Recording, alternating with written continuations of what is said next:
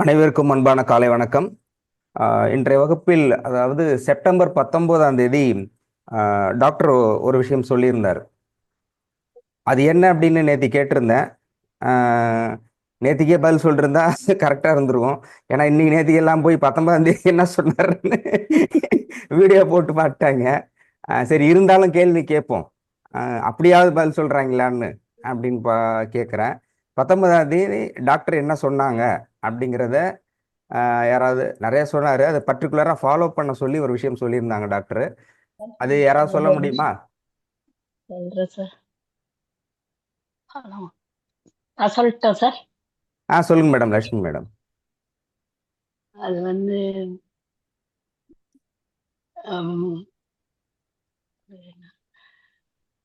மன்னிப்பு கொடுக்கறது, மன்னிப்பு கேட்கறது, மன்னிக்கிறது, மன்னிப்பு கொடுக்கறது, ம் அதுக்கப்புறம் தர்மம் பண்றது அப்படின்னு சொல்லியிருந்தாங்க. அதுக்கப்புறம் தீபாவளி தீபாவளி கிஃப்ட் கொடுக்கறதா சொல்லியிருந்தாங்க. தீபாவளிக்கு ஸ்வீட் தரேன்னு சொல்லியிருந்தாரு. மேதி அதை மறந்துட்டீங்களே. அதுக்கு முன்னாடி தீபாவளிக்கு முன்னாடி பேசினதுனால இததான் பேசியிருப்பாங்க அப்படின்னு நினைக்கிறேன். தீபாவளிக்கு முன்னாடி பேசுனதா எல்லாம் மறந்து போயிடுச்சா? ஒருவேளை பின்னாடி பேசுனதா தீபாவளியில வெடி சத்தத்துல ஒன்றும் காதுல கேட்கலப்பான்னு. சரி சரி, நன்றி. வேற சார் நான் சொல்கிறேன் சார். வே சார் ஆ நான் சொல்கிறேன் சார். பத்மா பேசுகிறேன். பத்மா மேடம், உங்க மேடம் நேத்திக்கு மதர்கிட்ட பேசினேன். Okay okay. அவங்க என்ன சொன்னாங்கன்னா, இது சொன்னாங்க, நம்ம மேடம் மட்டும் பத்மா மேடம் மட்டும் 2 பொண்ணு இருக்கா. பெரிய இன்னொரு பொண்ணு லட்சுமி, அவன் நல்லா சமத்தா இருக்கிறா. இவன் வந்துட்டு அதுல கஷ்டம் இதுல கஷ்டம்னு கொஞ்சம் பேசாம இருக்கிறாளே அப்படின்னா. நான் சொன்னேன், பேசிக்கே உங்கள்கிட்ட தான் மாமி மிஸ்டேக் இருக்குது அப்படின்னேன். என்ன மிஸ்டேக்? என்ன, அவளுக்கு மட்டும் நல்லா சமத்தா லட்சுமின்னு பேர் வச்சுட்டேல், இவளுக்கு கிடைக்குமா கிடைக்காதா, பத்துமா பத்தாதான்னு பேரை பத்துமா அப்படின்னு வச்சுட்டேல், அதுக்கு பதில் பத்தும் அப்படின்னு வச்சிருந்தீங்கன்னா அவளுக்கு எல்லாமே கிடைச்சிருக்கு அப்படின்னா. நன்றி மாமி, சொல்லுங்க. சரி சார், இது 48 நாள் வந்து ஸ்டார்ட் பண்ண சொன்னார் சார்.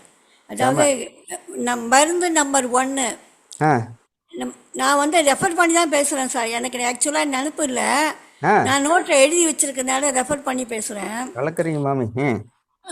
19 அன்னைக்கு இந்த இறைக்கட்டளையில் ஃபர்ஸ்ட் இறைக்கட்டளையா இந்த வந்து காலையில் ஏந்திருக்கிறது, சீக்கிரம் early to rise early to bed, அந்த இதை ஃபாலோ பண்ண சொன்னார் சார் அவர்.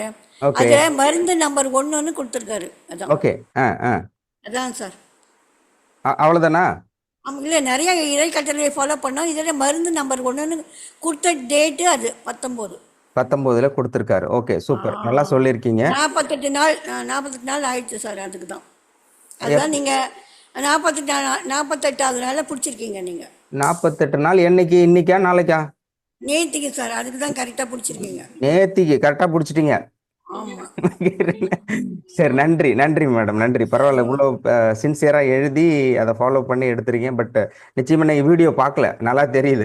எழுதுனதான் வீடியோ பார்க்கல, நான் நோட்ஸ் எழுதி வச்சிருக்கேன் சார். அதனால தான் கொஞ்சம் சரியா எழுதல. ஏன்னா மருந்து நான் போட்டிருக்கேன், மருந்து நம்பர் 1 100%. ஆமாம், அதுதான் சொன்னதுனால நான் நோட் பண்ணி வச்சிருக்கேன் சார்.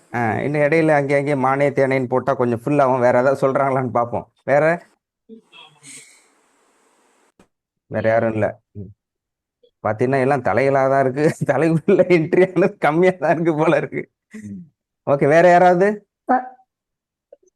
சார், நான் கலா பேசுறேங்க சார். சொல்லுங்க மேடம். 48 நாள் ஏதாச்சும் 3 கோரிக்கைகள் எழுதி வைக்க சொல்லியிருந்தாங்க சார். ஓகே, அத பர்டிகுலரா அதை நிறைவேறும்னு சொல்லிட்டு சொல்லியிருந்தாங்க. சூப்பர், அதுதாங்க சார். ஓகே ஓகே, அருமை. Okay, very good very good. வேற யாராவது சொல்றீங்களா? எனிபடி? வெரி குட், ஓகே, சொல்லிடுறேன். சொல்லுங்க. சார் சொல்லுங்க சொல்லுங்க. நமக்கு சந்தோஷம் நிம்மதி கிடைக்க வந்து அதுக்கு அதை பற்றி சொல்லிட்டு இருக்கும்போது பழைய வீடியோலாம் பார்க்க சொன்னார். ஆரோக்கியம் தேவை, அது உடல் மனம் ஆத்மா. மனம் அது செம்மையானால் மந்திரம் ஜெபிக்க தேவையில்லை அப்படின்னு சொல்லியிருந்தாரு. ம் ம் ஆசையை அறுக்க வந்து ஞானம் தேவை, அறியாமையே துன்பத்திற்கு காரணம் அப்படின்ற விஷயம்லாம் சொல்லிட்டு சுய பரிசோதனை செய்யுங்கள் அப்படி சொல்லியிருந்தாரு. ஆ ஆ சுய பரிசோதனை, நோய் தீர ஆ நோய்க்கு ஒரு காரணம் உண்டு, ஆ இன்பத் துன்பம் காரணம் உண்டு ஆ அப்படிலாம் சொல்லிட்டு ஆ கஷ்டம் ஏன் வருது, ஆ அது அந்த கஷ்டத்தை முதல்ல ஏற்றுக்கொள்ளணும், காரணம் உண்டு அதுக்கு, அதை முதல்ல ஏற்றுக்கொள்ளக்கூடிய மனப்பக்குவம் நமக்கு வேணும். ம் ம் அப்புறம் மன்னிப்பு கேட்க வேண்டும், ம் மன்னிப்பு கொடுக்கணும், தர்மம் செய்யணும். சரி. அந்த சஞ்சித கர்மா, ஆகாமிய கர்மா அதெல்லாம் பற்றி சொன்னார். ம் அப்புறம் விடிய காலையில் எழுதல், இதெல்லாம் ஏற்கனவே சொன்னாங்க இல்லையா, அதுதான் ம் ஏறக்குறைய அவ்வளோதாங்க. ஓகே ஓகே ரைட் ஓகே நன்றி ம். நன்றி. ஓகே நான் எப்போ சொல்கிறேன். அணையா விளக்கு திருவாசகத்துல ஒரு பாட்டு கேட்கணும் அப்படின்னு சொல்லியிருக்காங்க. ஆ திருவாசகத்தில் வருவோம். ரைட் ஓகேம்மா. நன்றி ருக்மணி மேடம். ஓகே. வேற இல்ல நான் சொன்னேங்கய்யா, திருவாசகத்துல பாட்டு கேட்கறது. லக்ஷ்மி மேடமா? ஆமா ஆமா. ஓகே நன்றி. Yes yes. அணைய விளக்குன்னு யாரோ சொன்னாங்களே. நான் சொன்னேன் அணையா விளக்கு. சொல்லுங்க சிஸ்டர். அணையா விளக்கு எரியணும்னு சொன்னாங்க. அது செப்டம்பர் 5 வரைக்கும் பண்ணிட்டு இது வந்து வெறும் ஹெல்த்துக்காகன்னு சொல்லி ஏத்திட்டு தர்மம் பண்ணணும்னு சொல்லியிருந்தாங்க. சூப்பர். செப்டம்பர் 5 இல்லை செப்டம்பர் 19 ஆரம்பிச்சு சொன்னார். ஓகே நான் சொல்லிடுறேன். சார் சொன்னது நிறைய விஷயங்கள் சொன்னீங்க. சொல்றது எல்லாமே சார் சொல்லியிருக்கிறாங்க. பர்டிகுலராக அன்னைக்கு எல்லாரும் ஃபாலோ பண்ணுங்க அப்படின்னு சொன்ன விஷயம் நவம்பர் 19 செப்டம்பர் 19 நவம்பர் 5 வரை 48 நாள் அணையா விளக்கு ஏற்ற வேண்டும். இந்த அணையா விளக்கு ஏற்றிய பிறகு அணையா விளக்கு 48 நாள் முடிந்த பிறகு தர்மம் செய்ய வேண்டும் அப்படின்னு சொல்லியிருந்தார். அப்படி செய்தால் நீங்கள் 3 கோரிக்கை எழுதி வச்சுக்கோங்க. கரெக்டாக எழுதி வச்சு இந்த 48 நாள் அணையா விளக்கு ஏற்றி வச்சுட்டு தர்மம் செய்கின்ற பொழுது நீங்கள் நினைத்தது நடக்கும் அப்படின்னு சொல்லியிருந்தாரு. அடுத்த நாள் 2 நாள் ரிவ்யூ நான் கொடுத்துருந்தேன். அதை பற்றி யாராரு என்னென்ன கோரிக்கை எழுதிருக்கீங்க அப்படின்னு கேட்டிருந்தேன். எழுதிட்டேன்னாங்க. யார் எத்தனை எழுதினீங்கன்னு தெரியல. ஏன் அது கேட்குறேன்னா, ஒருவேளை அன்னைக்கு அந்த 3 கோரிக்கை எழுதி வச்சுட்டு 48 நாள் அணைய விளக்கு ஏற்றி வைத்துட்டு தர்மம் செய்தவர்கள், நான் இந்த கோரிக்கை எழுதி வச்சேன், இது எனக்கு இவ்வளோ நடந்திருக்கு, 300% நடந்திருக்கு, இல்லை 50% தான் நடக்குது, இல்லை நடக்கவே இல்லை அப்படிங்கிற ரிவ்யூ யார்ட்டையாவது இருக்கா? யாராவது மாதிரி ஃபாலோ பண்ணிருக்கீங்களா? யாராவது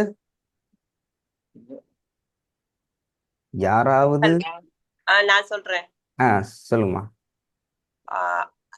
நான் ஸ்டார்ட் பண்ணி 5 வரைக்கும் முடிச்சிட்டேன். சோ அதுல வந்து 3 கோரிக்கை எழுதி சொல்லியிருந்தாங்க டாக்டர். சோ அதுல 3 கோரிக்கை அது சொல்லாம எனக்கு தெரியாது. சொல்ற மாதிரி இருந்தா சொல்லலாம், சொல்லாத மாதிரி இருந்தா சொல்ல வேண்டாம். இல்ல ஃபர்ஸ்ட் ஹெல்த்துக்கு இது பண்ணேன், அது ஓகே. செகண்ட் வந்து பிசினஸ்க்கு இது பண்ணேன், அதுவும் நல்லா ஒர்க் அவுட் ஆச்சு. ஓகே ஓகே ரைட் நேத்திக்கு சொல்லியிருந்தீங்க இல்லையா, பிசினஸ்ல லட்சாதிபதி ஆனதுன்னு சொல்லி, அதானே? இல்ல இல்ல அது இல்ல. சரி. தேர்டும் இப்ப ஸ்டார்ட் ஆயிடுச்சு எனக்கு. ஸ்டார்ட் ஆயிடுச்சு. குரோர் தான். ஆமா, பல வருஷம் கனவு ஸ்டார்ட் ஆயிட்டே இருக்குது. அது சந்தோஷம் எனக்கு. அதுதான் சொல்ல முடியாதவனுக்குன்னு சொல்லிருக்கீங்க, அதானே? ஆமா, அது இன்னும் இது ஆகல, முடிஞ்ச உடனே சொல்லிக்கலாம்னு ஸ்டார்ட் தான் இருக்கு. சோ அதனால ஒருவேளை பஸ் ட்ரெயின் இந்த மாதிரி விட்டு இவங்க வந்து ஃப்ரீயா வந்து ஏறிக்கிற போறாங்க, முதல்ல லாபத்தை எடுத்துருவோம். சரி நன்றி. 3 கோரிக்கையில 1 சக்சஸ்ஃபுல்லா இருக்கு, 2 வந்து ப்ராசஸ் இருக்கு இல்லையா? ஓகே 50% ஆயிடுச்சு, தேர்டும் ஸ்டார்ட் ஆயிடுச்சு. ஓகே ஓகே ஓகே சரி ஓகே மகிழ்ச்சி. கரெக்ட். நன்றி சொன்னதுக்கு நன்றி. கரெக்ட். டாக்டர் சொன்னது 48 நாள் அப்படிங்கிறது செப்டம்பர் 19 நவம்பர் 5 48 நாள் தொடர்ச்சியாக நீங்கள் அணைய விளக்கு ஏற்றி வைத்துவிட்டு தர்மம் செய்யணும். அதுவும் கரெக்டாக நான் மெசேஜையும் போட்டிருந்தேன். முடிச்சுட்டு தர்மம் செய்யணும். நான் விளக்கேற்றி வச்சுட்டேன், நான் பாஸ் ஆகிட்டேங்கிற மாதிரி நான் விளக்கேற்றி வச்சுட்டேன், 40 நாள் கோரிக்கை ஒன்றும் காணுமே அப்படிங்கக்கூடாது. திரும்பி அது பின் பாயிண்ட்ல சொல்லியிருந்தார் சார். ஒருவேளை தர்மம் செய்யலைன்னா நீங்கள் விளக்கே ஏற்ற வேண்டாம் அப்படின்ட்டாரு. தர்மம் செய்யணும் அப்படின்னு சொல்லியிருந்தாரு. சிஸ்டர் வந்து 48 நாள் தொடர்ச்சியான விளக்கு ஏற்றி வைத்து தர்மம் செய்த பிறகு அவங்களுக்கு அந்த லட்சங்கிறது மன திருப்திக்காக சொல்லிக்கும் வந்திருக்கு அவங்களுக்கு அமௌண்ட்டு. பிஸ்னஸ் பாயிண்ட் ஆஃப் வியூவில் சில லட்சங்கள் வந்திருக்குது, வரணும் இன்னும் அப்படிங்கிறத வந்திருக்கு அப்படிங்கிறதையும் இன்னும் 2 ப்ராசஸில் இருக்குன்னு சொல்லியிருக்காங்க. அந்த மாதிரி யாராவது இருந்திருந்தால் சொன்னால் நல்லா இருக்குன்னு பார்த்தேன். பட் நீங்கள் லெட்ரான் வந்து அதை போடு, இந்த மாதிரி நான் ஃபாலோ பண்ணியிருக்கேன், எனக்கு வந்திருக்கு வரல அப்படின்னா ஏன் வரல அப்படிங்கிறத நம்ம டாக்டர்கிட்ட கேட்கலாம். ஓகே.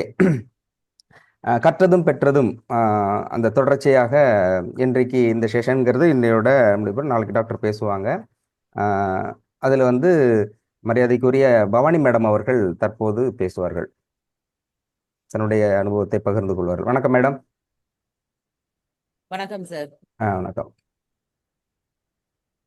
ரொம்ப மரியாதை எல்லாம் கொடுக்குறீங்க சார். இல்லை இல்லை, உங்களுக்கு மரியாதை கொடுத்தே அனுபவம் ஏற்கனவே நிறைய இருக்குது, அதுல வேற ஸ்பெஷல் ரிவ்யூ வேற இன்னைக்கு. சார் நீங்க கலாய்க்கிறீங்க. உண்மையதான் சொல்றேன். ரொம்ப வாட்டி நான் உண்மையை சொன்னாலே கலாய்க்கிறதா நினைச்சுக்கிறாங்க, அப்படி எல்லாம் கிடையாது. ஓகே. என்னோட ரிவ்யூவை சொல்றதுக்கு முன்னால சார், நான் இந்த கிளாஸுக்கு வர்றதுக்கு முன்னால பவானி எப்படி இருந்தேன், ஓகே, என்னுடைய நடைமுறைகள் எப்படி இருந்தது, இந்த பாஷா மேரி கிளாஸ் நீங்க சென்னையில இருந்து பவானி? அப்படி இல்லை சார், முன்னால நான் பிறந்ததுல இருந்துன்னு எடுத்துக்கலாம். இந்த கிளாஸ்க்கு வர்றதுக்கு முன்னால. சரி, ஓகே. ஓகே, வர்றதுக்கு முன்னால என்னுடைய நடவடிக்கை, என்னுடைய குணாதிசயம் எப்படி இருந்தது, வந்ததுக்கு அப்புறம், அதாவது சோல் லெவல்ல நான் மீன் பண்றேன், அந்த விதத்துல நான் மீன் பண்றேன். வந்ததுக்கு அப்புறம் நான் வந்து என்ன கத்துக்கிட்டேன், நான் எப்படி இருக்கிறேன், கத்துக்கிட்டேன்றதும் நான் எப்படி இருக்கிறேன் சொல்லணும், அந்த ஆஸ்பெக்ட்ல சொல்லணும் அப்படின்னு நினைக்கிறேன். இந்த கிளாஸ்க்கு வர்றதுக்கு முன்னால எனக்கு வந்து என்ன தெரியும் அப்படின்னா, நான் வந்து ஒவ்வொரு மனுஷங்களையும் நான் பார்க்கும் போது நான் எப்படி பார்ப்பேன் அப்படின்னாக்க, நான் ஆத்மாவா தான் நான் பார்ப்பேன். Very good.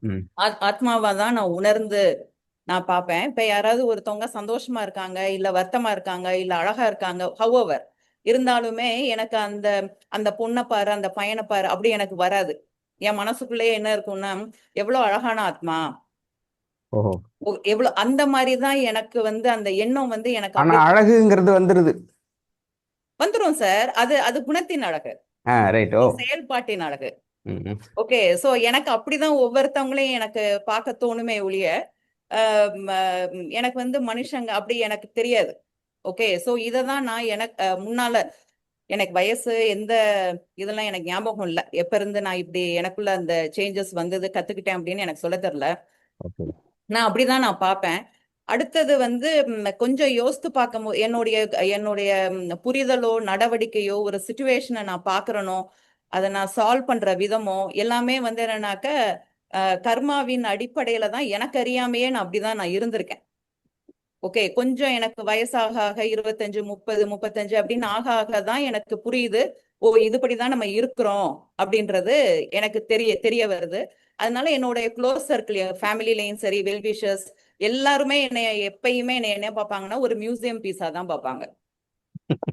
சீரியஸா, நீ என்ன வித்தியாசமா இருக்க, நீ ஏன் இப்படி யோசிக்கிற, உனக்கு ஏன் இது புரிய மாட்டேங்குது, நீ எதையுமே சாதாரணமா கடந்து போயிடுற, நீ பாக்குற கோணம் வந்து வித்தியாசமா இருக்கே அப்படின்னு தான் பார்ப்பாங்க. அதனால இன்னைக்கு வரையிலும் வயசுல பெரியவங்கள இருந்து சின்னவங்கள வரையிலும் எனக்கு கால் பண்ணி கேட்பாங்க, பவானி எனக்கு ஒரு சஜஷன் வேணும், நான் பண்றது கரெக்டா இல்லையான்னு சொல்லு.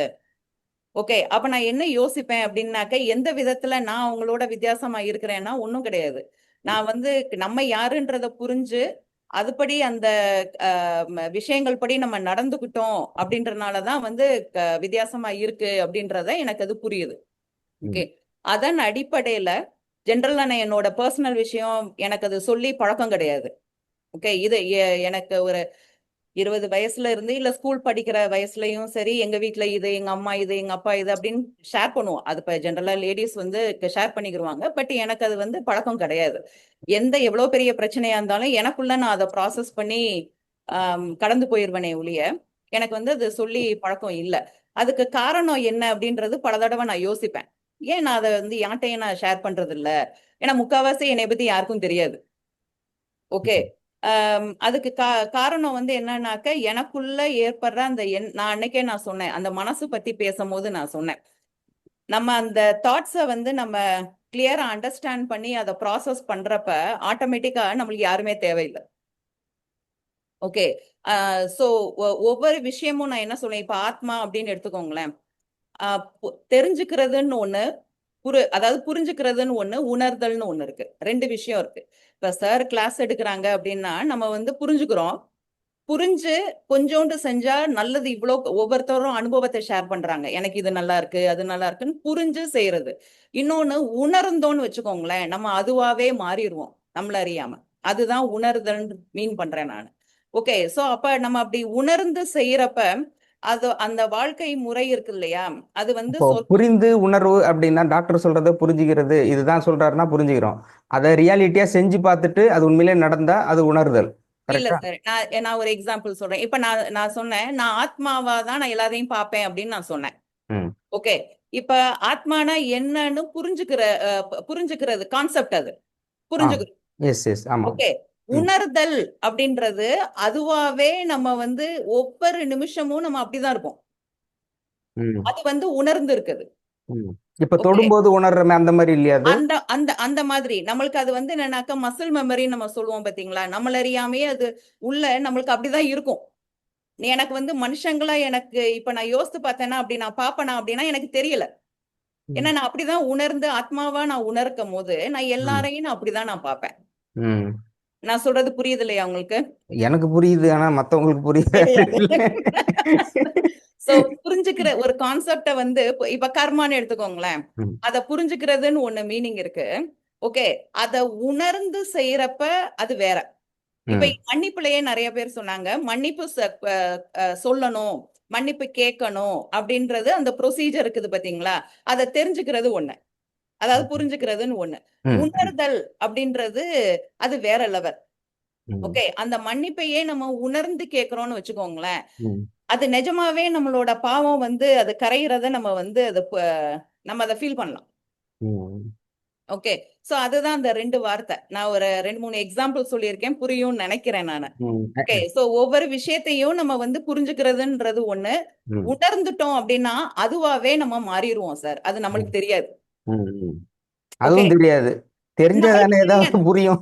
இல்ல இல்ல நான் அதுவாவே தான் நம்ம இருக்கிறோன்றதே புரியாது சார் நம்மளுக்கு. அது புரியாது. ஏன்னா அப்படிதான் நம்ம இருப்போம், வாழ்வியலே அப்படிதான் இருப்போம். இப்ப நான் இப்ப ஒரு எக்ஸாம்பிள், நான் என்னோட லைஃப்ல நடந்த விஷயங்களை நான் சொல்றேன். எங்க family well off family, Madurai base. Okay. நல்ல பணக்கார குடும்பம் தான். சரி. எப்படி சார் தெரியும்? பேக்ரவுண்ட் தெரியும், சிலர் வந்து பார்க்கும்போதே தெரியும் பயங்கரமான ஆள் பாவீங்க. நிறைய ஞானம் இருக்கு சார், அதுக்குதான் நேத்து நிறைய பேர் கொடுத்துட்டு இருந்தாங்க உங்களுக்கு.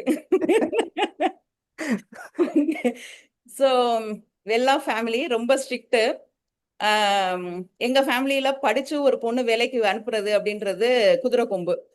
அதுல எங்க அக்கா, எனக்கு அண்ணன் 2 அண்ணன் இருக்காங்க, அக்கா இருக்காங்க. நான் வந்து லவ் பண்ற கேரக்டர்லாம் நான் கிடையவே கிடையாது. சத்தியமா எங்க ஃபேமிலி பிராட்அப்ல அப்படி ஒரு இமேஜினேஷன்ன்றது கிடையவே கிடையாது. படிச்சேன், காலேஜ் படிச்சேன், NIT போய் நான் படிக்கிறேன். அப்பதான் நான் செந்தில மீட் பண்றேன், 2 பேரும் லவ் பண்றோம். எங்க வீட்டுல அது பிடிக்கல. அந்த என்னைக்கு தெரியுதோ, என்னைக்கு நான் சொன்னனோ அன்னையில இருந்து இன்னைக்கு வரையிலும் எங்க அம்மா கூட பிறந்தவங்க யாருமே என்கிட்ட பேசுறது கிடையாது. இன்னை வரைக்குமே? இன்னைக்கு வரைக்கும் பேசுறது கிடையாது. ஓகே. சோ இது வந்து நடந்தது வந்து 1999ல நடந்தது. 1999ல இருந்து இன்னைக்கு வரையில எங்க அம்மா என்கிட்ட பேச மாட்டாங்க. எங்க 2 அண்ணன் பேச மாட்டாங்க, எங்க அக்கா பேசாது. ஓகே. சோ நாங்க மத்தவங்கள்ட்டயாவது பேசுவாங்களா அவங்க?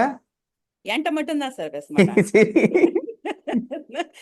அவங்களுக்கு அந்த விஷயத்தை ப்ராசஸ் பண்ண தெரிஞ்சது அவ்வளவுதான். Okay okay. ஓகே. இதுதான் என்னுடைய புரிதல், உணர்தல் நான் சொல்றேன். சரி. எனக்கு யார் மேலேயும் வருத்தம் அப்படிலாம் ஒண்ணுமே கிடையாது. அதுக்கு காரணம் வந்து என்னன்னாக்க, நான் அப்படிதான் வந்து இருக்கேன், என்னுடைய குணாதிசயம் அதுதான். ஏன்னா நான் டக்குன்னு அடுத்தவங்களை வந்து நான் என்ன பண்ணிடுவேன்னா புரிஞ்சு அக்செப்ட் பண்ணிடுவேன். புரிஞ்சுக்கிறதுக்கு டைம் எடுப்பேன். ஓகே. புரிஞ்சுட்டேன் அப்படின்னாக்க அவங்க எப்படி இருக்காங்களோ அவங்கள அப்படியே நான் அக்செப்ட் பண்ணிடுவேன். ஓகே. அதுக்கு மேல என்னுடைய what you call அது என்ன சொல் ஒப்பீனியனோ எதுவோ நான் உங்க மேல நான் வைக்க மாட்டேன் நான். ம் ம் ஓகே. சோ அப்ப ஈஸியா வந்து யாரோடயும் என்னால வந்து மூவ் பண்ண முடியும் அப்படின்னு வச்சுக்கோங்களேன். So hmm now coming back to the point, நான் எதுக்காக என்னுடைய கதை ஒரு அவுட்லைன் ஏன் நான் சொல்றேன் அப்படின்னா, ம் நம்ம இது கர்ம ஆற்றலின் படி நம்ம இருக்கும் போது நம்மளோட வாழ்வியல்ல நடக்கிற ஒவ்வொரு விஷயமும் நம்ம எப்படி பார்ப்போம், எப்படி கடந்து போகிறது ஈஸின்றதுக்காக தான் நான் அதை சொல்றேனே ஒழிய, இது வந்து அக்னிச்சிறகுகள் மாதிரி ஒரு சுயசரிதம் இல்ல. அப்படி ஒரு பெரிய ஆளும் கிடையாது. அது எல்லாரும் கொண்டு வந்ததுதான், சம்பாரிச்சதை தான் நம்ம செலவு பண்றோம். ம் ஓகே. ஒவ்வொருத்தரோட கதை நான் எப்படி பார்ப்பேன் அப்படின்னாக்க, ஒவ்வொருத்தவங்க சம்பாரிச்சு கொண்டு வந்திருக்கோம், அதை ம் செலவு பண்றோம். இங்க ம் ம் ம் பாவ புண்ணியங்களை கொண்டு வரோம், அதை எஸ் செலவு எஸ் பண்றோம். ஆமா அதுல வந்து பிரமிப்பாவோ இல்ல பரிதாபமாவோ பாக்குறதுக்கு ஒண்ணும் இல்லை அப்படின்றது என்னுடைய பார்வை. ம் ம் ஓகே. சோ யாருமே பேசுறது கிடையாது. கொஞ்சம் வந்து எனக்கு கஷ்டமா இருந்தது. என்னடா இது திடீர்னு வந்து ஒரு ஃபேமிலிக்குள்ள அனாதையாக்கப்படுறதுன்றது ரொம்ப பெரிய கஷ்டம். கொடுமை. அது ம் வந்து அந்த வயசுல ஒரு 22 வயசுல எனக்கு அது புரியல. ம் பட் ஒரு வருஷத்துல, நம்ப மாட்டீங்க, ஒரு வருஷத்துல என் மைண்டுக்குள்ள நான் அதை புரிஞ்சுக்கிட்டேன். ஓகே. சோ நான் அழுகுறது அப்படின்றது எனக்கு வரல. ஓகே. எங்க அம்மாவை புரிஞ்சுக்கிட்டேன். ஆனா எங்க அப்பா மட்டும் யாரும் இல்லைன்னா என்கிட்ட பேசுவார். ம் அதான் அப்பா. ம் ம் எல்லாரும் அதான் அம்மான்னு சொல்லுவாங்க. எனக்கு ஆமா வந்து அப்பா. அப்பா ஓகே. சரி சோ யாரும் இது பண்ண மாட்டாங்க. எனக்கு அது பெரிய விஷயமாவும் இல்ல. ஆனா நான் எப்படி குணாதிசயம் என்ன அப்படின்னாக்கா, வேல்யூஸ் படி இருக்கிற ஆளு நான். I give importance to values. ம் ம் ஓகே. சோ அந்த வேல்யூஸ்ல கம் வாட் மே, நான் வந்து நான் வந்து யாரு எனக்கு இல்லைனாலும் கவலைப்பட மாட்டேன். நான் வேல்யூஸ் படி தான் இருக்கிற ஆளு. ம் ஓகே. அத வந்து தான் நான் எனக்கு இப்பதான் புரியுது. அது இறை கட்டளைன்னு எனக்கு இப்பதான் புரியுது. ம் ம் ம் ஓகே. நான் அதை வந்து மீற ஆள் கிடையாது. அப்ப ஒரு வீட்டை விட்டு வெளியில எல்லாம் வரக்கூடாது, வந்து கல்யாணம் பண்ணக்கூடாது அப்படின்றது எனக்கும் செந்திலுக்கும் உள்ள ஒரு அண்டர்ஸ்டாண்டிங். அதனால நான் அங்க இருந்தே நான் என்ஐடில நான் வேலைக்கு போய்கிட்டே இருக்கேன். அவங்க சென்னைக்கு வந்து ஒர்க் பண்றாங்க. நினைச்சா நான் வந்து வீட்ல இருந்து பஸ் ஏறி லெஹர் ஆர்கேட் வந்து நான் வேலைக்கு போகும்போது நான் அப்படியே மாட்டுத்தாவணிக்கோ பெரிய பஸ் ஸ்டாண்டோ போய் சென்னைக்கு வர்றதுக்கு எனக்கு ரொம்ப நேரம் ஆகாது. ஓகே. பட் எனக்கு அந்த தாட் வந்ததே கிடையாது. ஏன்னா எங்களுக்கு அந்த முடிவு வரக்கூடாது, தேவையில்லை. ஓகே. அம்மா அப்பாவுக்கும் முக்கியத்துவம் கொடுக்கணும்ட்டு நாங்க இருக்கிறோம். பட் என்ன வீட்டுல வச்சு செஞ்சாங்க. அந்த அந்த அந்த அந்த பெயின் வந்து என்னன்னாக்கா, திகார் ஜெயில இருக்கவங்க கூட ஃப்ரீடமா இருக்காங்கன்னு நான் சொல்லுவேன். அது ரொம்ப பெரிய வலி அது. சோ அதை நான் கோ த்ரூ பண்ணேன். பட் எனக்கு அது வந்து பெருசாவே எல்லாரும் வந்து இப்ப அந்த மாதிரி ஒரு சூழ்நிலையில ஒரு பொண்ணு இருக்காங்க அப்படின்னாக்கா எல்லா இடத்துலயும் புலம்பிக்கிட்டே இருப்பாங்க. எங்க வீட்டுல இது இருக்கு பாரு, அது இருக்கு பாரு, இப்படி பண்றாங்க பாரு, அப்படி பண்றாங்க பாரு அப்படின்னு சொல்லிட்டு. பட் நான் என்ன பண்ணுவேன் அப்படின்னாக்க, எங்க வீடு எங்க அம்மா கூட பிறந்தவங்க வந்து எங்க அம்மாவை சேர்த்து 16 பேரு. அதனால எப்பயும் யாராவது வந்து போய்கிட்டே தான் இருப்பாங்கன்னு வச்சுக்கோங்களேன்.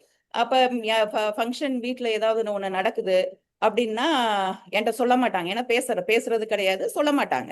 அப்ப திடீர்னு வந்து அப்ப நானா புரிஞ்சுக்கணும், ஓ பட்டு சேலை கட்டிக்கணும். ஓகே.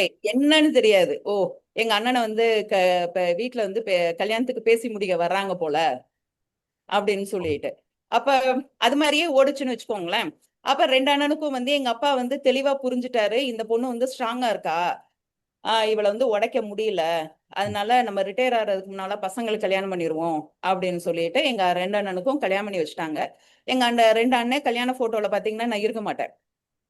யாரும் கூப்பிட்டுருக்க மாட்டாங்க, நானும் ஸ்டேஜுக்கு போயிருக்க மாட்டேன். நான் மண்டபத்துல எங்கேயாவது இருந்திருப்பேன். எனக்கு இப்ப வரையில அது வலியும் கிடையாது. அவங்க அப்படி இருக்கும் போது நான் ஒண்ணும் பண்ண முடியாது.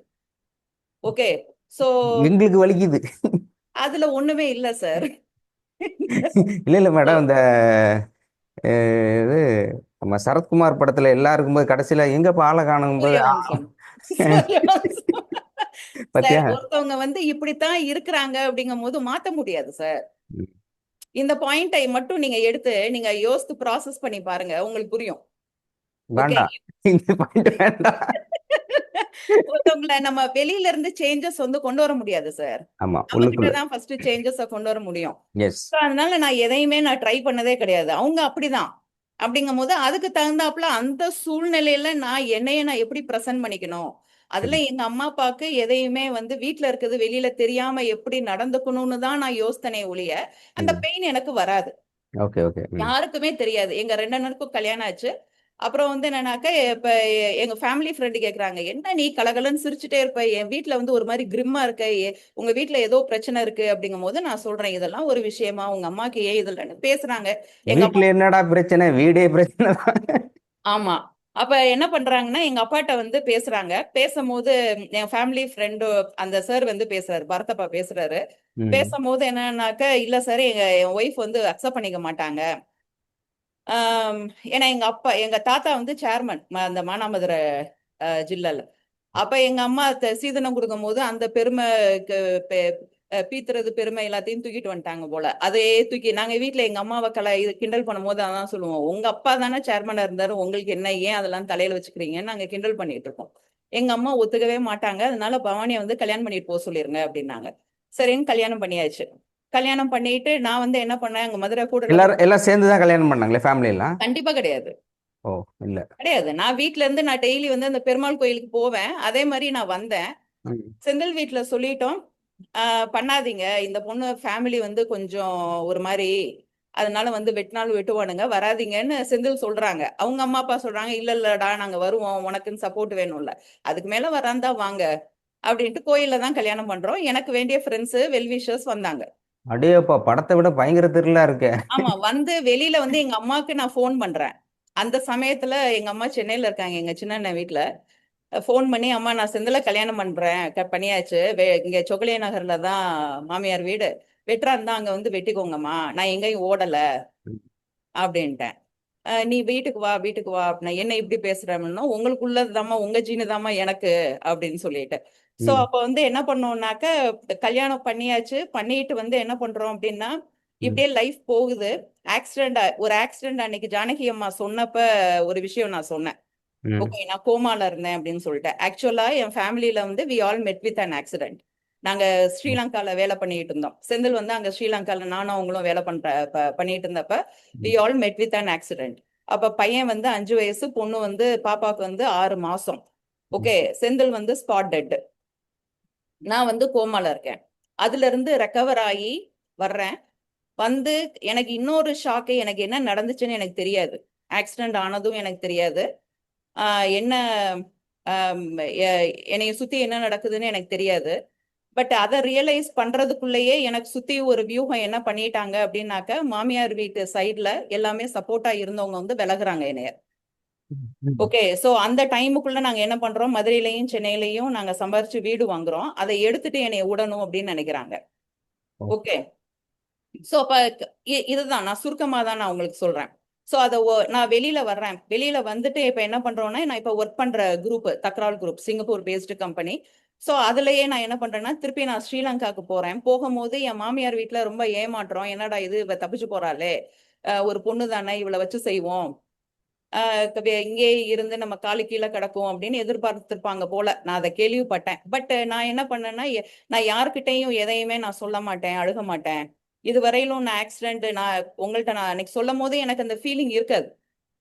ஓகே, ஏன்னா ஒவ்வொன்னே அது கடந்து கடந்து கடந்து அதை ப்ராப்பரா அது போயிருவேன்.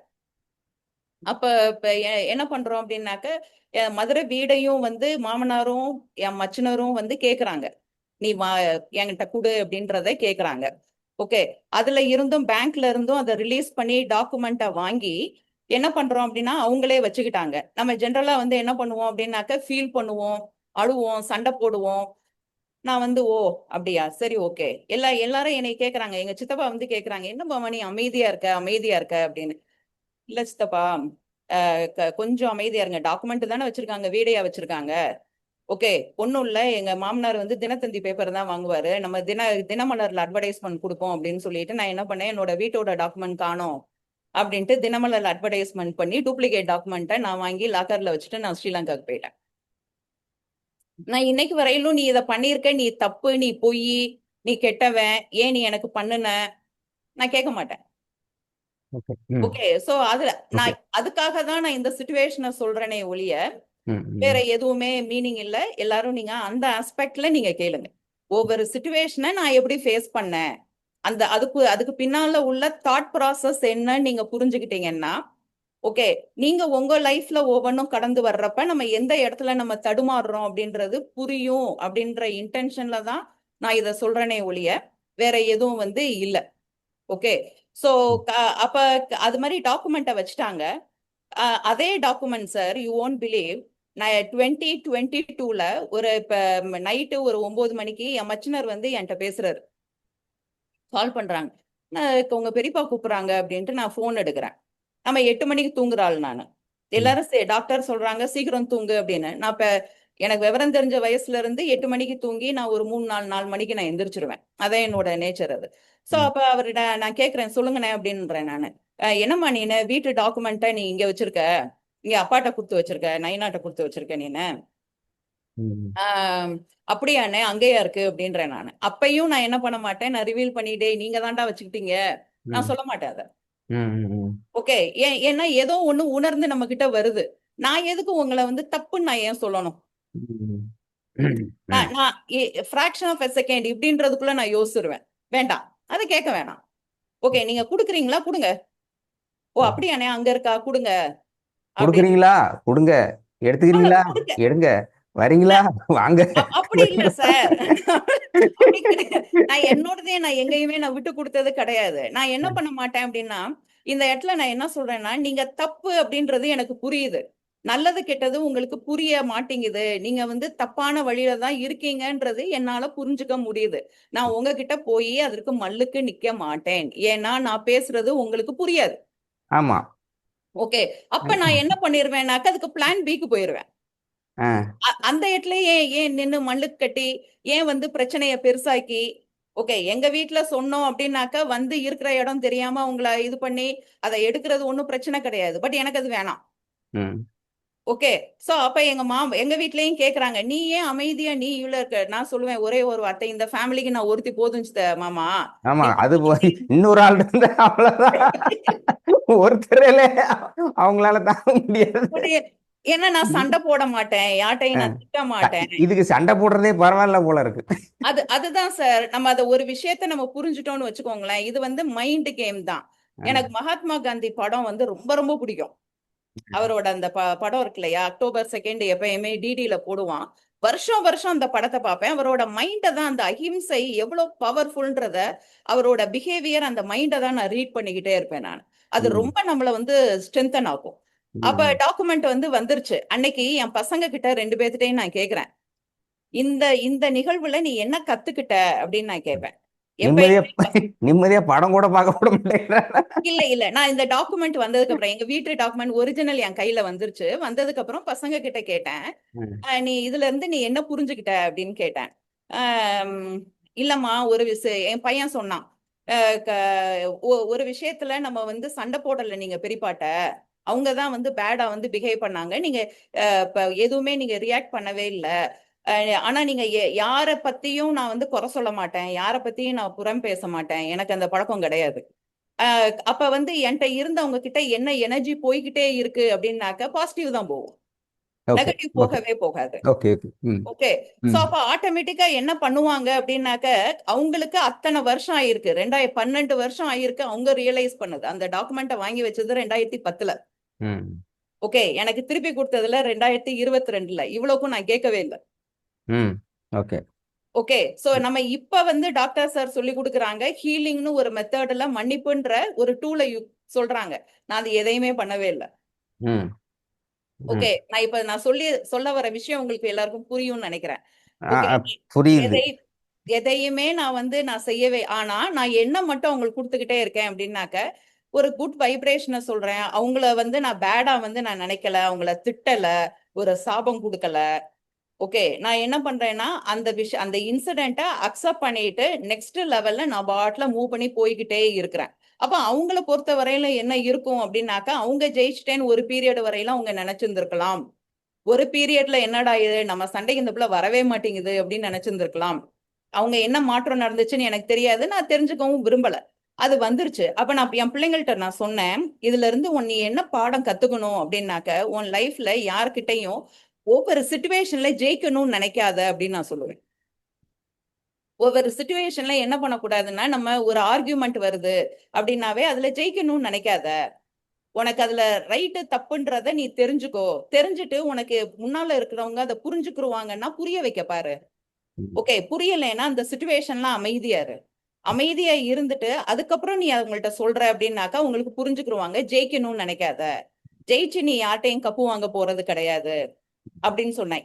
இந்த ஆஸ்பெக்ட்ல தான் நான் ஒரு ஃபியூ டேஸ். இந்த வீடு வந்ததே உங்களுக்கு கப்பு வந்த மாதிரி தானே? அதுல அவங்க ஜெயிச்சிருக்கீங்கல்ல? இல்ல சார், அப்படிலாம் நான் நினைக்கவே இல்லை. அந்த டாக்குமெண்ட்டை இது பண்ண என்கிட்ட தான் டூப்ளிகேட் டாக்குமெண்ட் இருக்கே. நான் தான் வந்து கிளியரா வந்து ஆடு இதை போட்டு நான் டாக்குமெண்ட் கையில வச்சிருக்கேன். அந்த ஒரிஜினல் டாக்குமெண்ட்டை யாரும் அந்த வீடு அடமானம் பண்ணியோ இல்ல வித்தோ. நீங்க பயங்கரமான ஆளு. பேக்ரவுண்ட்ல ஆமா சார், ரெடி பண்ணி வச்சுட்டு தான் இவ்வளவு ஸ்ட்ரென்த்தனா இருக்கீங்க. அவ்வளவுதான். அவ்வளவுதான். ஆ, அவங்கள்ட்ட போய் இதுல அமைதியா இருந்தேன், பொறுமையா இருந்தெல்லாம் ஒண்ணுமே இல்ல. நீங்க நீங்க லீகலி சொல்றதுல வர் ஒரு ஸ்ட்ரென்த், லீகலி வர் ஸ்ட்ரென்த். அதனால இல்ல யார் சார். வேணாலும் மட்டும் விட்டீங்க. இதுல நான் என்ன சொல்றேன்னா, நம்ம வந்து எமோஷன் ஆகாம ரைட், ஒரு ஓகே, குட். விஷயத்த அணுகும் போது நம்மளுக்கு வந்து கரெக்டா ஒரு விஷயத்தை எப்படி பார்க்கணும் நம்மளுக்கு தெரியும்னு சொல்ல வரேன் நான். Okay, right, okay. இதுல இருந்து நீ கட்டுறது நம்ம வட்டியே நம்ம போவோம், அது பட்டி அது நடக்கும். வந்தா வருது, அவ்வளவுதான். போனா போகுது. இப்ப, ஓகே, குட். அந்த மாதிரி நெக்ஸ்ட். ஒவ்வொரு சிச்சுவேஷனும் நிறைய இருக்கு. சொல்லணும்னா எக்கச்சக்கமா வந்துட்டே ஓகே, இருக்கும். அடுத்தடுத்த எபிசோட்ல போவோம். அதே சரி. மாதிரி ஓகே, சோ இப்ப இதுதான் நானு பவானினா நான் இப்படிதான் இருப்பேன் அப்படின்னு. இப்ப நான் என்ன இதை தாண்டி நான் வந்து இது பாஷா. அடுத்தது மாணிக்கமா வர்றீங்க. கரெக்ட். ரைட். சரி, எப்பயுமே அப்படிதான். சரி. ஓகே, பாஷாவும் இருக்கும் மாணிக்கமும் இருக்கும். இடைவேளை. நான் அடுத்து வந்து நான் வேற என்ன விஷயங்களை கர்மா ரிலேட்டடா நான் கத்துக்கிட்டே இருக்கிறேன் அப்படின்னா, எனக்கு கர்மானா என்னன்னு தெரியும், பாவம்னா என்ன, புண்ணியம்னா என்ன, நம்ம பாவம் செஞ்சோம்னா என்ன நடக்கும், நம்ம அதை அனுபவிச்சு தான் ஆகணும் அப்படின்றது எனக்கு வந்து புரியுது. ஓகே, சோ அப்ப நான் அதனாலதான் வந்து என்ன இருக்கும் அப்படின்னாக்கா, அக்செப்டன்ஸ்ன்றது எனக்கு ஈஸியா என்னோட ஸ்கூல் டேஸ்லயே வந்து என்ன இருக்கும்னா, எனக்கு அக்செப்டன்ஸ் இருக்கும். எந்த ஒரு சிச்சுவேஷனையும் நான் டக்குன்னு அக்செப்ட் பண்ணிடுவேன். ஓகே, அக்செப்ட் பண்ணிட்டோம் அப்படின்னா நம்மளுக்கு என்ன இருக்கும் அப்படின்னா, அங்க எமோஷன் இருக்காது, வாட் நெக்ஸ்ட்னு யோசிப்போம். ஓகே, அதுதான் நான் சொல்றேன். புரிஞ்சுக்கிறதுன்றது வேற, உணர்தல்ன்றது வேற. அதை உணர்ந்துட்டோம் அப்படின்னா வாட் நெக்ஸ்ட்ன்றது போவோம், அங்க எமோஷன் இருக்காது. நான் திருப்பி திருப்பி அதை தான் நான் சொல்றேன். ஓகே, சோ ஆனா எனக்கு இப்ப என்னோட ஜேர்னில இந்த கிளாஸ்க்கு வர்றதுக்கு முன்னால ஒரு கேள்வி வந்து இருந்துகிட்டே இருக்கும். என்ன கேள்வி அப்படின்னா, நம்ம பாவம் செஞ்சோம் அப்படின்னாக்க அந்த அந்த அதோட பெயினை வந்து நம்ம அனுபவிக்கிறோம். பல மடங்கு நம்மளுக்கு திருப்பி வருது, நம்ம அனுபவிக்கிறோம். ஆனா வந்து என்னன்னாக்க, நம்ம சித்தர்கள் புக்கு படிக்கிறேன் நான். பாபா படம், பரமஹம்ச யோகானந்தர் அவரோட புக்க, பாபா ரஜினியோட பாபா புக்கு, அந்த படம் வந்தப்பே அவரோட புக்கை படிச்சேன், சுயசரிதத்தை நான் படிச்சேன். அப்ப வந்து என்னன்னாக்க, நம்ம மனுஷங்களா இருக்கோம், இவங்களும் பாவம் பண்ணியிருப்பாங்க, புண்ணியம் பண்ணியிருப்பாங்க, எப்படி இவங்க மட்டும் அந்த நிலைமைக்கு வந்தாங்க? அப்ப எப்ப வந்து அது நல்லிஃபை ஆகுது, அந்த பாவங்கள் எப்படி நல்லிஃபை ஆகுது? Okay, good. திருப்பி திருப்பி எனக்கு இந்த கொஸ்டின் தான் இருந்துகிட்டே இருந்தது. ஓகே, இப்போ ஷார்ட்டா நீங்க கற்றதும் பெற்றதும் நீங்க இந்த கிளாஸுக்கு அந்த வந்து லைனுக்கு தான் நான் வரேன். ஓகே, சோ இந்த கொஸ்டினோட தான் நான் இருந்துகிட்டே இருக்கேன். எனக்கு கடைசி வரையில ஆன்சர் கிடைக்கல. அப்ப ஒரு நாள் இவங்க சாரதாம்மா இருக்காங்க இல்லையா, நம்ம குரூப்ல இருக்காங்க இல்லையா, ஆமா. அந்த மேம் வந்து நான் அவங்க யூஎஸ்ல இருந்து வந்தப்ப ஃபார்ச்சுனேட்டா நான் அவங்கள மீட் பண்ணக்கூடிய அவங்க வீட்டுக்கு நான் போயிருந்தேன் தேனியில. அப்ப போயிருந்தப்ப வந்து கேட்டாங்க, நீ டெலிஷியாவை எப்படி பார்க்க வந்த, என்ன ஏதுன்னு கேட்கும் போது, சும்மா கேஷுவலா பேசிட்டு இருக்கும் போது அவங்க வந்து என்ன சொன்னாங்கன்னா, பவானி உன்கிட்ட பேசும்போது எனக்கு என்ன தெரியுது அப்படின்னாக்க, நிறைய பீப்புள் வந்து உன்னோட கர்மாவை ஒவ்வொன்னா நீ முடிச்சு முடிச்சு முடிச்சு நீ அடுத்த லெவலுக்கு நீ போய்கிட்டே இருக்க. You need a Guru. Okay, so நீ என்ன பண்ணு அப்படின்னாக்க, இந்த மாதிரி சில விஷயங்கள்லாம் நீ பண்ணு அப்படின்னு சொல்லி அவங்க வந்து ஒரு விதைய அடுத்த ஸ்டேஜுக்கு ஒரு விதைய போடுறாங்க. ஓகே, சோ அததான் நான் இங்க சொல்ல வரேன். நான் விதை போடுறாங்க. அப்ப ஓகே, அதை எடுத்துட்டு நான் வர்றேன். வந்து நான் இது பண்ணும் போது அவங்க தான் இந்த லிங்கையே அனுப்பிச்சு விடுறாங்க. இந்த கிளாஸ் வந்து நான் ஜூன் 12th இருந்து நான் ஸ்டார்ட் பண்றேன். இங்கதான் டேர்னிங் பாயிண்ட், இதுல இருந்து தான் டேர்ன் ஆவறீங்க. ஆமா. சோ அப்ப நான் ஃபர்ஸ்ட் நான் அட்டெண்ட் பண்ணிட்டு எனக்கு புரியல என்ன உங்களுக்கே சொல்றாரு. புரியலையா? இல்ல இல்ல, எனக்கு இந்த கிளாஸ் புரியல சார். ஓகே, கர்ம ஆற்றல் சிகிச்சை அப்படின்னு தான் உங்க அந்த லிங்க் அனுப்பிச்சு விடுறாங்க. எனக்கு அந்த வேர்டு வந்து எனக்கு அந்த கொஸ்டினா வருது, சிகிச்சை அப்படின்னா என்ன, அப்ப இவங்க யாரு, டாக்டர்னு போடுறாங்களே இந்த இதுல அப்படின்னு நான் 2-3 நாள் நான் கிளாஸ் கேட்டுக்கிட்டே இருக்கிறேன். அப்ப வந்து எனக்கு என்ன புரியுது அப்படின்னாக்க, அதான் சொல்றேன், எனக்குள்ள ஒரு மாற்றம் வந்து ஓடிக்கிட்டே இருக்குது. என்னோட சோல் லெவல்ல ஒரு மாற்றம் வந்து இந்த கிளாஸ் அட்டன் பண்ண அண்டர்ஸ்டாண்டிங் லெவல்ல ஒரு மாற்றம் எனக்கு ஓடிக்கிட்டே இருக்கு. அது என்ன மாற்றம், ஒரு சார் வந்து ஒரு விஷயம் சொல்றாங்க அப்படின்னாக்க, நான் 90% என்னோட கவனம் கிளாஸ்ல இருக்கும், 10% சமையல்ல இருக்கும். நான் சமைச்சிட்டே தான் நான் வந்து வேலை பண்ணிக்கிட்டே இருப்பேன். அதனாலதான் நான் வீடியோல வர்றதில்லை, நான் எதுவும் பார்ட்டிசிபேட் பண்றது கிடையாது. அப்போ ஒரு பீரியட்ல ஒன் ஃபைன் டே, எனக்கு டேட்டு டைம் எல்லாம் தெரியல, ஐ ஃபெல்ட், எனக்கு என்ன புரிஞ்சிச்சு அப்படின்னாக்க, எனக்கு நெக்ஸ்ட் லெவலுக்கு அந்த ஹீலிங்னா என்னன்னு எனக்கு புரிஞ்சிருச்சு. என்னோட ஆத்மால நான் என்ன கேள்வி நான் எனக்குள்ள நான் தேடிக்கிட்டே இருந்தனோ இவர் தான் என்னோட குரு அப்படின்ற ஒரு ஒரு சிலிர்ப்பு உணர்வு எனக்கு வந்து அது கிடைச்சது. அதுதான் நான் வந்து பெற்றது அப்படின்றத நான் சொல்லுவேன். ஓகே, அதனாலதான் நான் உங்களுக்கு டாக்டர் சார்ட்ட நான் சொன்னேன் நீங்க பேசுனது அப்படிங்கும் போது எனக்கு பயமா இருக்கு அப்படின்னு நான் சொல்லுவேன். ஓகே, அதுக்கு காரணம் வந்து என்னன்னாக்க எனக்கு ஒரு பயம். அவர்கிட்ட நான் ஃபர்ஸ்ட் பேசினது மீனாட்ட கவுன்சிலிங் கொடுத்தப்ப கன்சல்டேஷன் அப்பதான் நான் பேசினேன். அன்னைக்கு கொஞ்சம் நான் கூல் டவுன் ஆனேன். அதர்வைஸ் எனக்கு அந்த ஒரு ஒரு குரு பக்தி, ஒரு பயம், ஒரு மரியாதைன்னு வச்சுக்கோங்களேன். அப்ப இன்னும் ஒரு 2 3 தடவை போனா ஹலோ குருஜி வாய்ப்பே இல்ல சார். கிடையாது, அது வராது. ஓகே, சோ அப்ப நான் பெற்றது வந்து என்ன அப்படின்னாக்க என்னுடைய ஆத்மா வந்து எந்த லெவல்ல புரிதல்ல வந்து இருந்துச்சோ அடுத்த லெவல்ல எனக்கு என்ன தேவையோ அது எனக்கு அவர்கிட்ட இருந்து கிடைச்சிருச்சு. அவர் என்னை கைய பிடிச்சு அவர் என்ன பண்றாருன்னா கூட்டிட்டு போய்கிட்டே இருக்கிறாருன்றது ஃபீல் ஆகுது. இதுதான் வந்து நான் பெற்றது அப்படின்னு நான் சொல்லுவேன். மத்த இதுல மாற்றங்கள் அப்படின்ற லெவல்ல நம்ம வந்து கேட்கலாம். அப்படின்னாக்க நான் என்ன சொல்லுவேன் அப்படின்னாக்க எனக்குள்ள இதான் மாற்றம். ஓகே, இன்னொரு மாற்றம் எனக்கே சர்ப்ரைசிங்கான ஒரு மாற்றம் வந்து என்ன அப்படின்னாக்க என் பொண்ணு கிட்ட, அதாவது நான் தான் கிளாஸ் அட்டன் பண்ணிக்கிட்டு இருக்கேன், நம்ப மாட்டீங்க, அவளும் வந்து வர்ச்சுவலா அந்த விஷயங்கள் எல்லாத்தையும் அவ கத்துக்கிட்டே இருக்கிறா அப்படின்றது எனக்கே ஆச்சரியமா இருக்கு.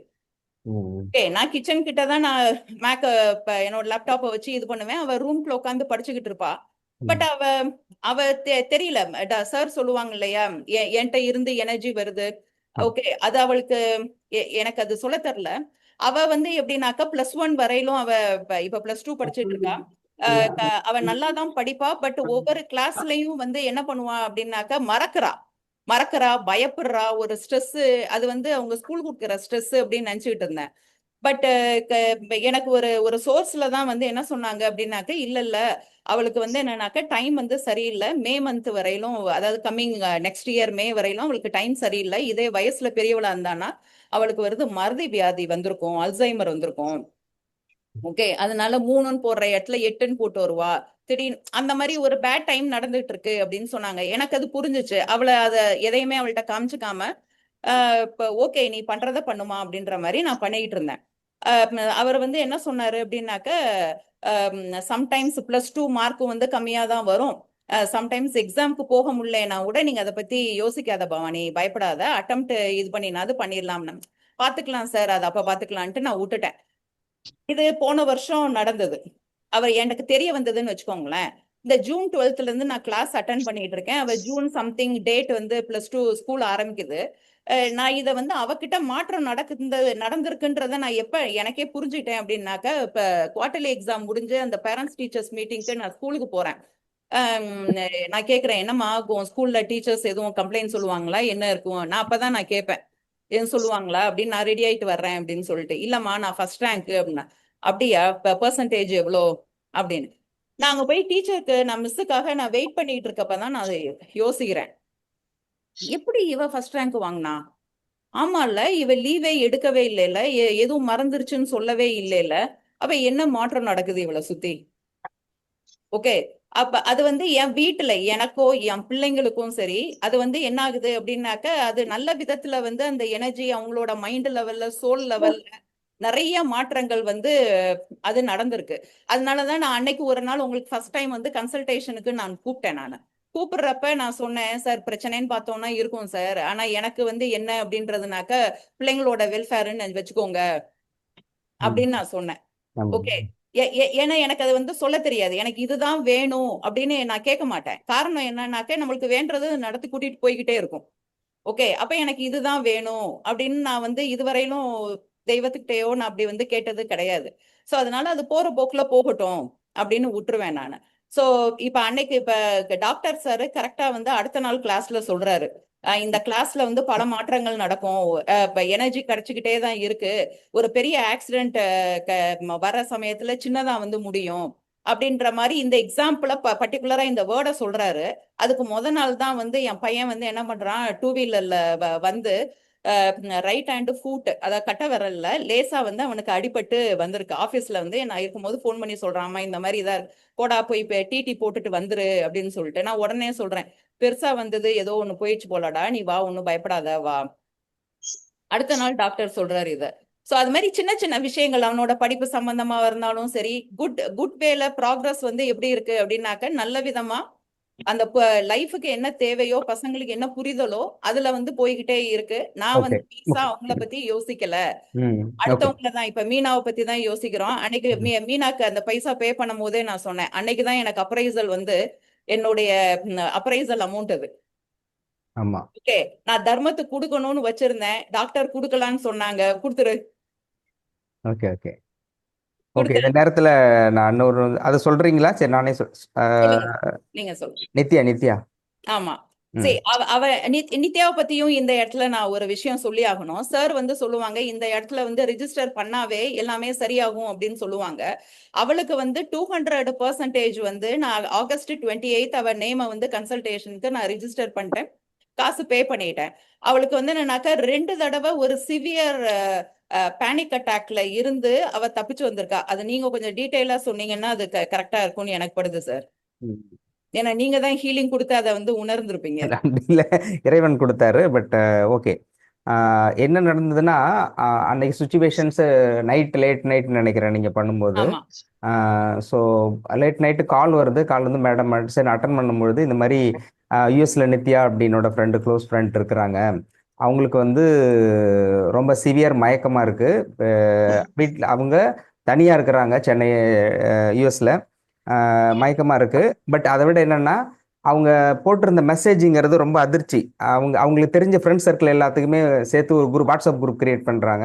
கிரியேட் பண்ணிட்டு அவங்க ஒரு மெசேஜ் அனுப்புகிறாங்க. என்னென்னா, இது ஒருவேளை நாளைக்கு நான் இருக்கலாம், இல்லாமல் போகலாம், மேபி டெத் ஆகலாம்.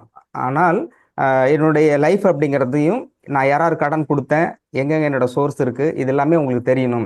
ஒருவேளை நாளைக்கு நான் இல்லை அப்படின்னா இந்த இடத்துல, இந்த வீட்டில், இந்த அட்ரஸில் நான் இருப்பேன்.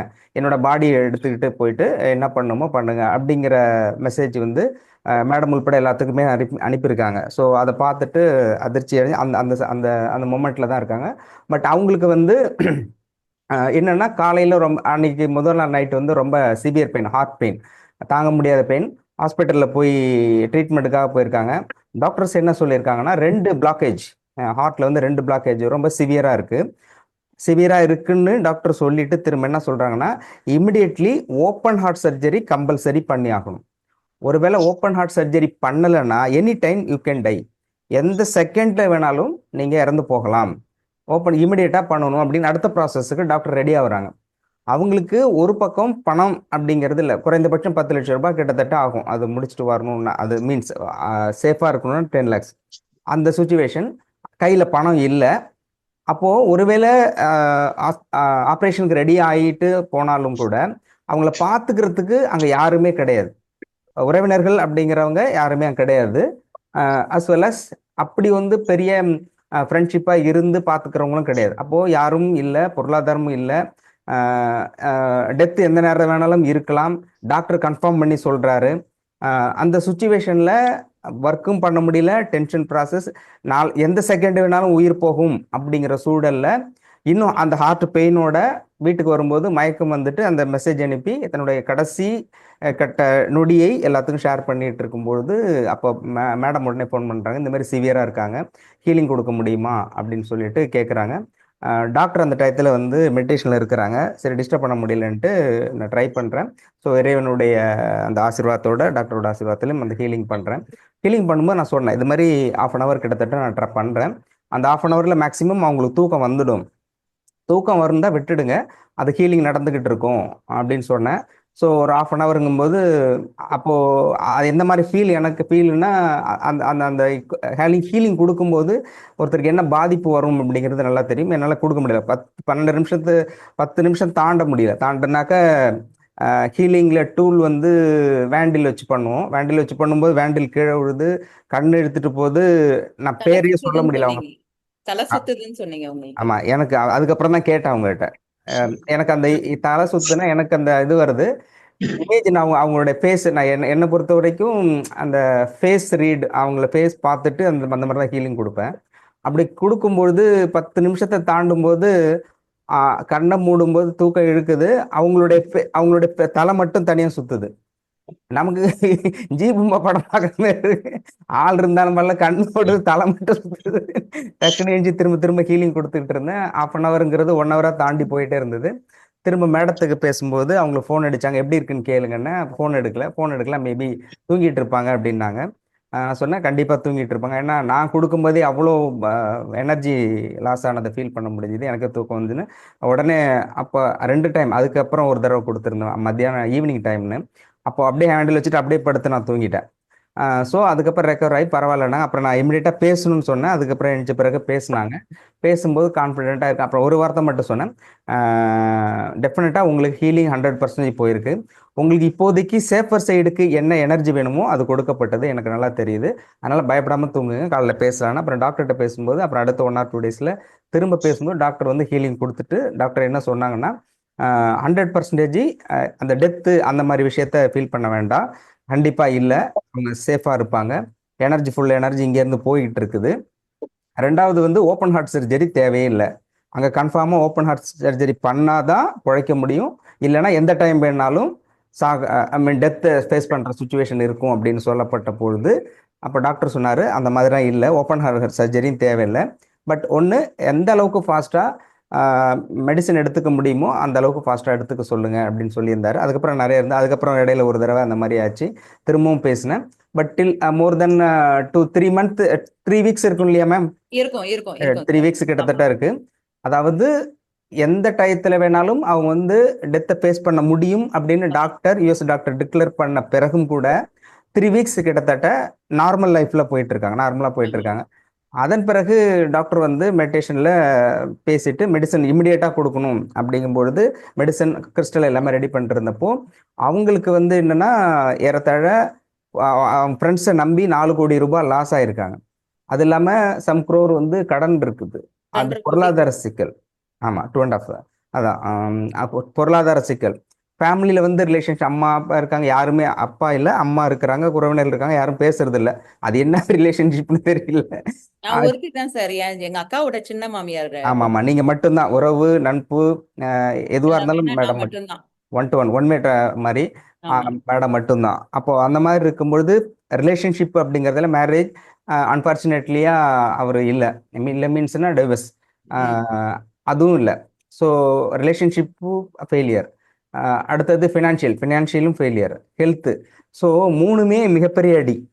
டோட்டலாக அதோட எந்த எண்டு ஸ்டேஜோ அந்த எண்டு ஸ்டேஜில் வெளியில் பார்த்தா தெரியாது. பட் ஆனால் அவங்க சொல்ல ஆரம்பிச்சாங்கன்னா அவ்வளோ பெரிய, இப்போ இருக்கிறவங்கள விடவும் பயங்கரமான மோசமான நிலைமை.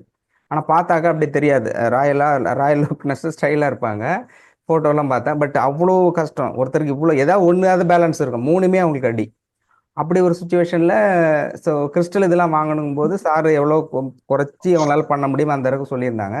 பட் அவங்களால அதையும் கொடுக்க முடியாத ஒரு சுச்சுவேஷன் இருந்தது.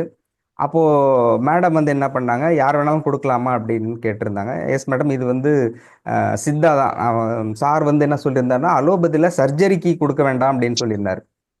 கொடுக்கலான்னொன்னே இம்மிடியேட்டாக அந்த கிறிஸ்டல் இதுக்கான மொத்த பேமெண்ட்டும் மேடம் தான் கொடுத்தாங்க. 1 lakh உடனே பண்ணாங்க. அதுக்கப்புறம் அமௌண்ட் என்னவோ மற்ற அதையும் பண்ணாங்க. இந்த நேரத்தில் குழுவின் சார்பாகவும் நம்முடைய வகுப்பின் சார்பாகவும் நித்யா மேடத்தின் சார்பாகவும் அவர்களுக்கு நான் நன்றி சொல்ல கடமைப்பட்டிருக்கேன். ஏன்னா அவங்களுக்கே தெரியாது, அவங்களுக்கு எஸ் ஐ நோ தட், அவங்களுக்கே தெரியாது. ஆனால் மேடம் இவங்களோட பேமெண்ட்டை உடனே இமிடியேட்டாக கட்டி அவங்களுக்கு மெடிசன் போகணும் சார் அப்படின்னாங்க.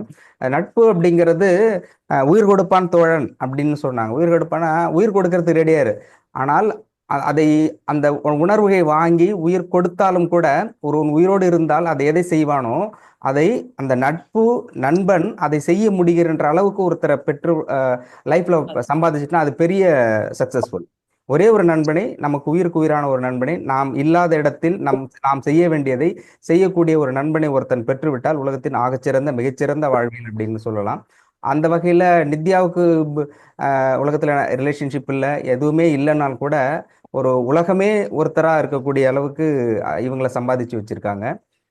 பவானி மேடத்தை சம்பாதிச்சு வச்சிருக்கேன். நிச்சயமா எல்லாரையும் சார்பாக நன்றி. ஏன்னா யாரும் பணம் பேசுவாங்க, எல்லாருக்கும் பேசுவாங்க. ஆனால் அந்த ஸ்டாண்டில் வந்து அதை பற்றி எதுவுமே கவலைப்பட வேண்டாம் சார், நான் கொடுக்குறேன் அப்படின்ட்டு இமிடியேட்டாக பண்ணி அந்த ப்ராசஸ் பண்ணாங்க. அவங்கள்ட்ட போயிடுச்சு. தே வில் பி ஸ்டார்ட் இன்னிலேருந்து ஸ்டார்ட் பண்ணுவாங்கன்னு நினைக்கிறேன். மேபி சாந்தநாயகி மேடம் தான் அதை எடுத்து கொடுத்துருந்தாங்க. ஸோ அதுக்கு சாந்தநாயகி மேமும் இவங்க அனிதா சிஸ்டரும் தான் ஹெல்ப் பண்றாங்க. ஹெல்ப் பண்ணாங்க. ரெண்டு ஆமாம். பேருக்கும் நான் அது thanks சொல்லணும். சார் அது ஷிப் பண்ணியாச்சுங்க சார், போயிடுங்க. Very good. ஆன்லைனில் அடிக்கிறாங்க பாரு. இல்ல நன்றி. இல்ல சாந்தநாயிகா வந்து அனுப்பிச்சிட்டாங்க. ஓகே நான் அவங்களுக்கு கம்யூனிகேட் பண்ணிட்டேன், ஷிப் ஆயிடுச்சு, ட்ராக்கிங் எல்லாம் போட்டுட்டோம். ஓகே ஸோ அவங்களுக்கு கிடைச்சதுன்னா அவங்க சொல்லுவாங்க. நான் பேச போறேங்க, இன்னைக்கு பேசுவேங்க அவங்க கூட.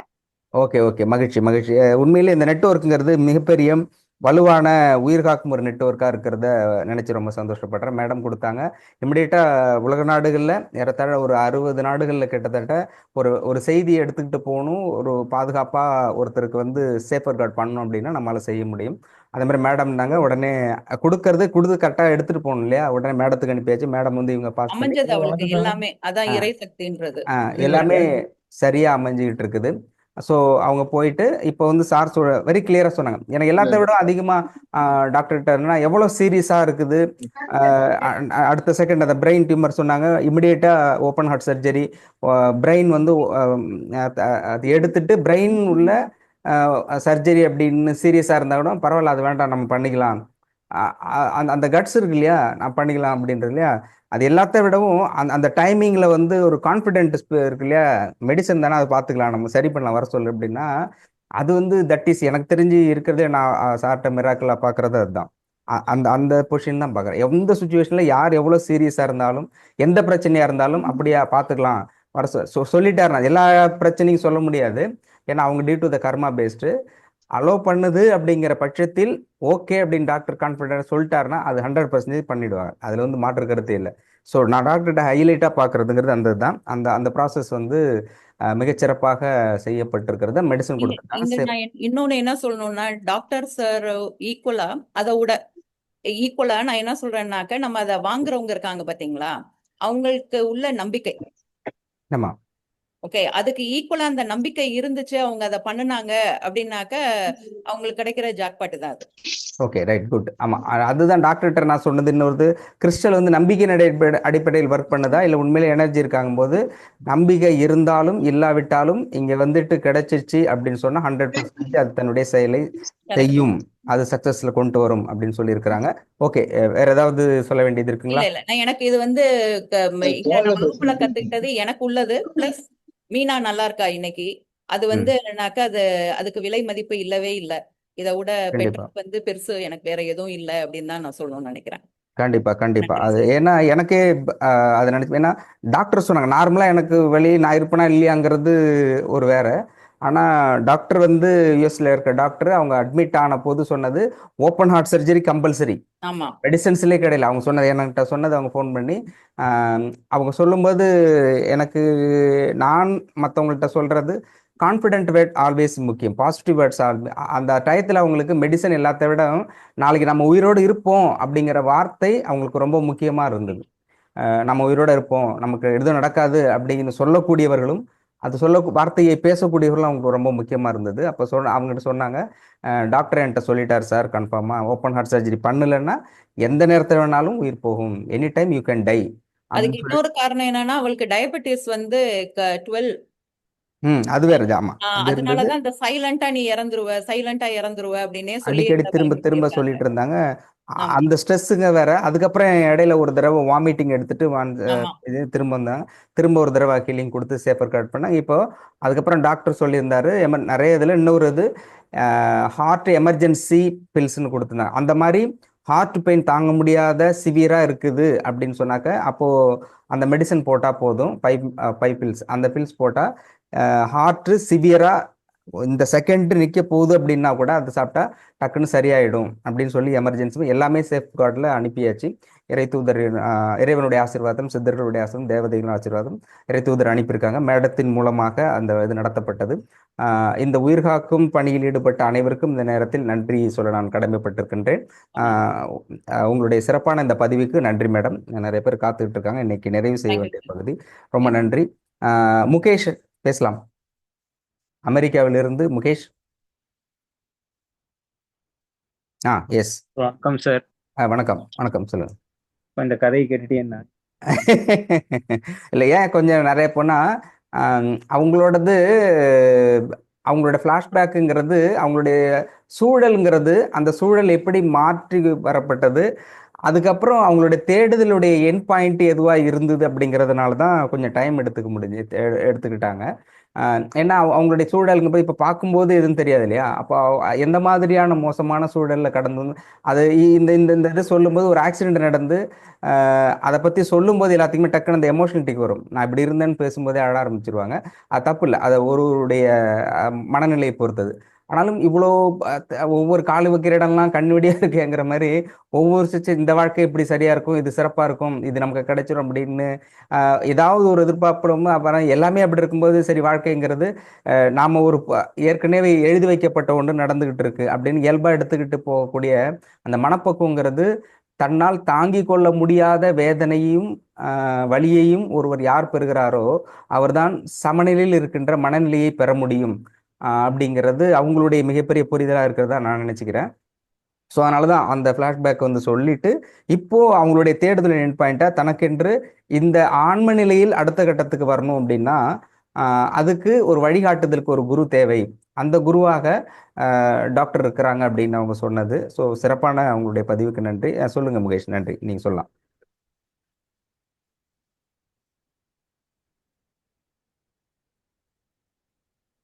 வணக்கம். இப்போது சிறப்புரையாற்ற சொல்லுங்க, ஆரம்பிக்கலாம்.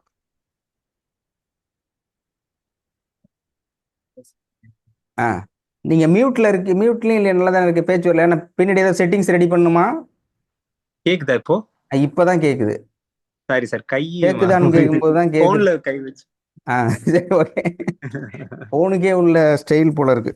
பேசிக்கிட்டே இருக்கும்போது கேட்காது, இப்ப கேக்குதா? இப்பதான் கேக்குது. Okay, done. அதான் சார், அண்ணா வந்து இன்ட்ரடியூஸ் பண்ணாரு, இந்த இந்த மாதிரி கிளாஸ் இருக்கு, கர்மா இது பத்தி தெளிவா சொல்றாங்க அப்படின்னா, நான் வந்து எங்க அண்ணன் இந்த மாதிரிதான் ஏதாவது புதுசு புதுசா ஏதாவது சொல்லுவான், இந்த மாதிரி இது ஜோசிய கிளாஸ் அது இதுன்னு சொல்லுவான். தயவு செஞ்சு நீ ஏதாவது பார்த்துட்டு கரெக்டா இருந்தா என்கிட்ட சொல்றா அப்படின்னு சொல்லி எங்க அண்ணன்ட்ட நான் சொல்லியிருந்தேன். அப்புறம் ஏன்னா இதுக்கு முன்னாடி ஆன்மீக தேடல் வந்து முதல்ல 24 வயசுல ஆரம்பிச்சிருச்சு சார் எனக்கு. நான் அப்போ வந்து இது வாசி யோகம், அதுக்கப்புறம் நிறைய தியானங்கள் இதெல்லாம் பயிற்சி பண்ணிட்டு இருந்தேன். சரி, என்ன புதுசா சொல்ல போறாங்க. வந்து நான் இந்த பிரம்ம ஞானம் வாங்குறதுக்கு முன்னாடியே வந்துட்டு நம்ம தான் எல்லாமே எல்லா மெடிடேஷன் பண்றோமே, நாம தான் எல்லாமே தெரியுமா, நமக்கே ஒருத்தர் என்னத்த சொல்ல விட முடியும். நான் அப்படிதான் நினைச்சிட்டு இருந்தேன் சார். நான் வந்து பிரம்ம ஞானம் வாங்குறதுக்கு முன்னாடியே வந்துட்டு இந்த எல்லாமே தெரியுது. ஏன்னா நான் அந்த மெடிடேஷன் பண்ணும்போதே நமக்கு கேள்விகள் வந்து தானா அதுக்கான பதில்கள் வந்து எப்படியாவது ஒரு வழியில நமக்கு வந்துகிட்டே இருக்கும். ஸோ அதுலயே நிறைய புரிதல்கள் வந்து வர ஆரம்பிச்சது. அப்புறம் பிரம்ம ஞானம் போகும்போது இன்னும் டீப்பா புரிய ஆரம்பிச்சது.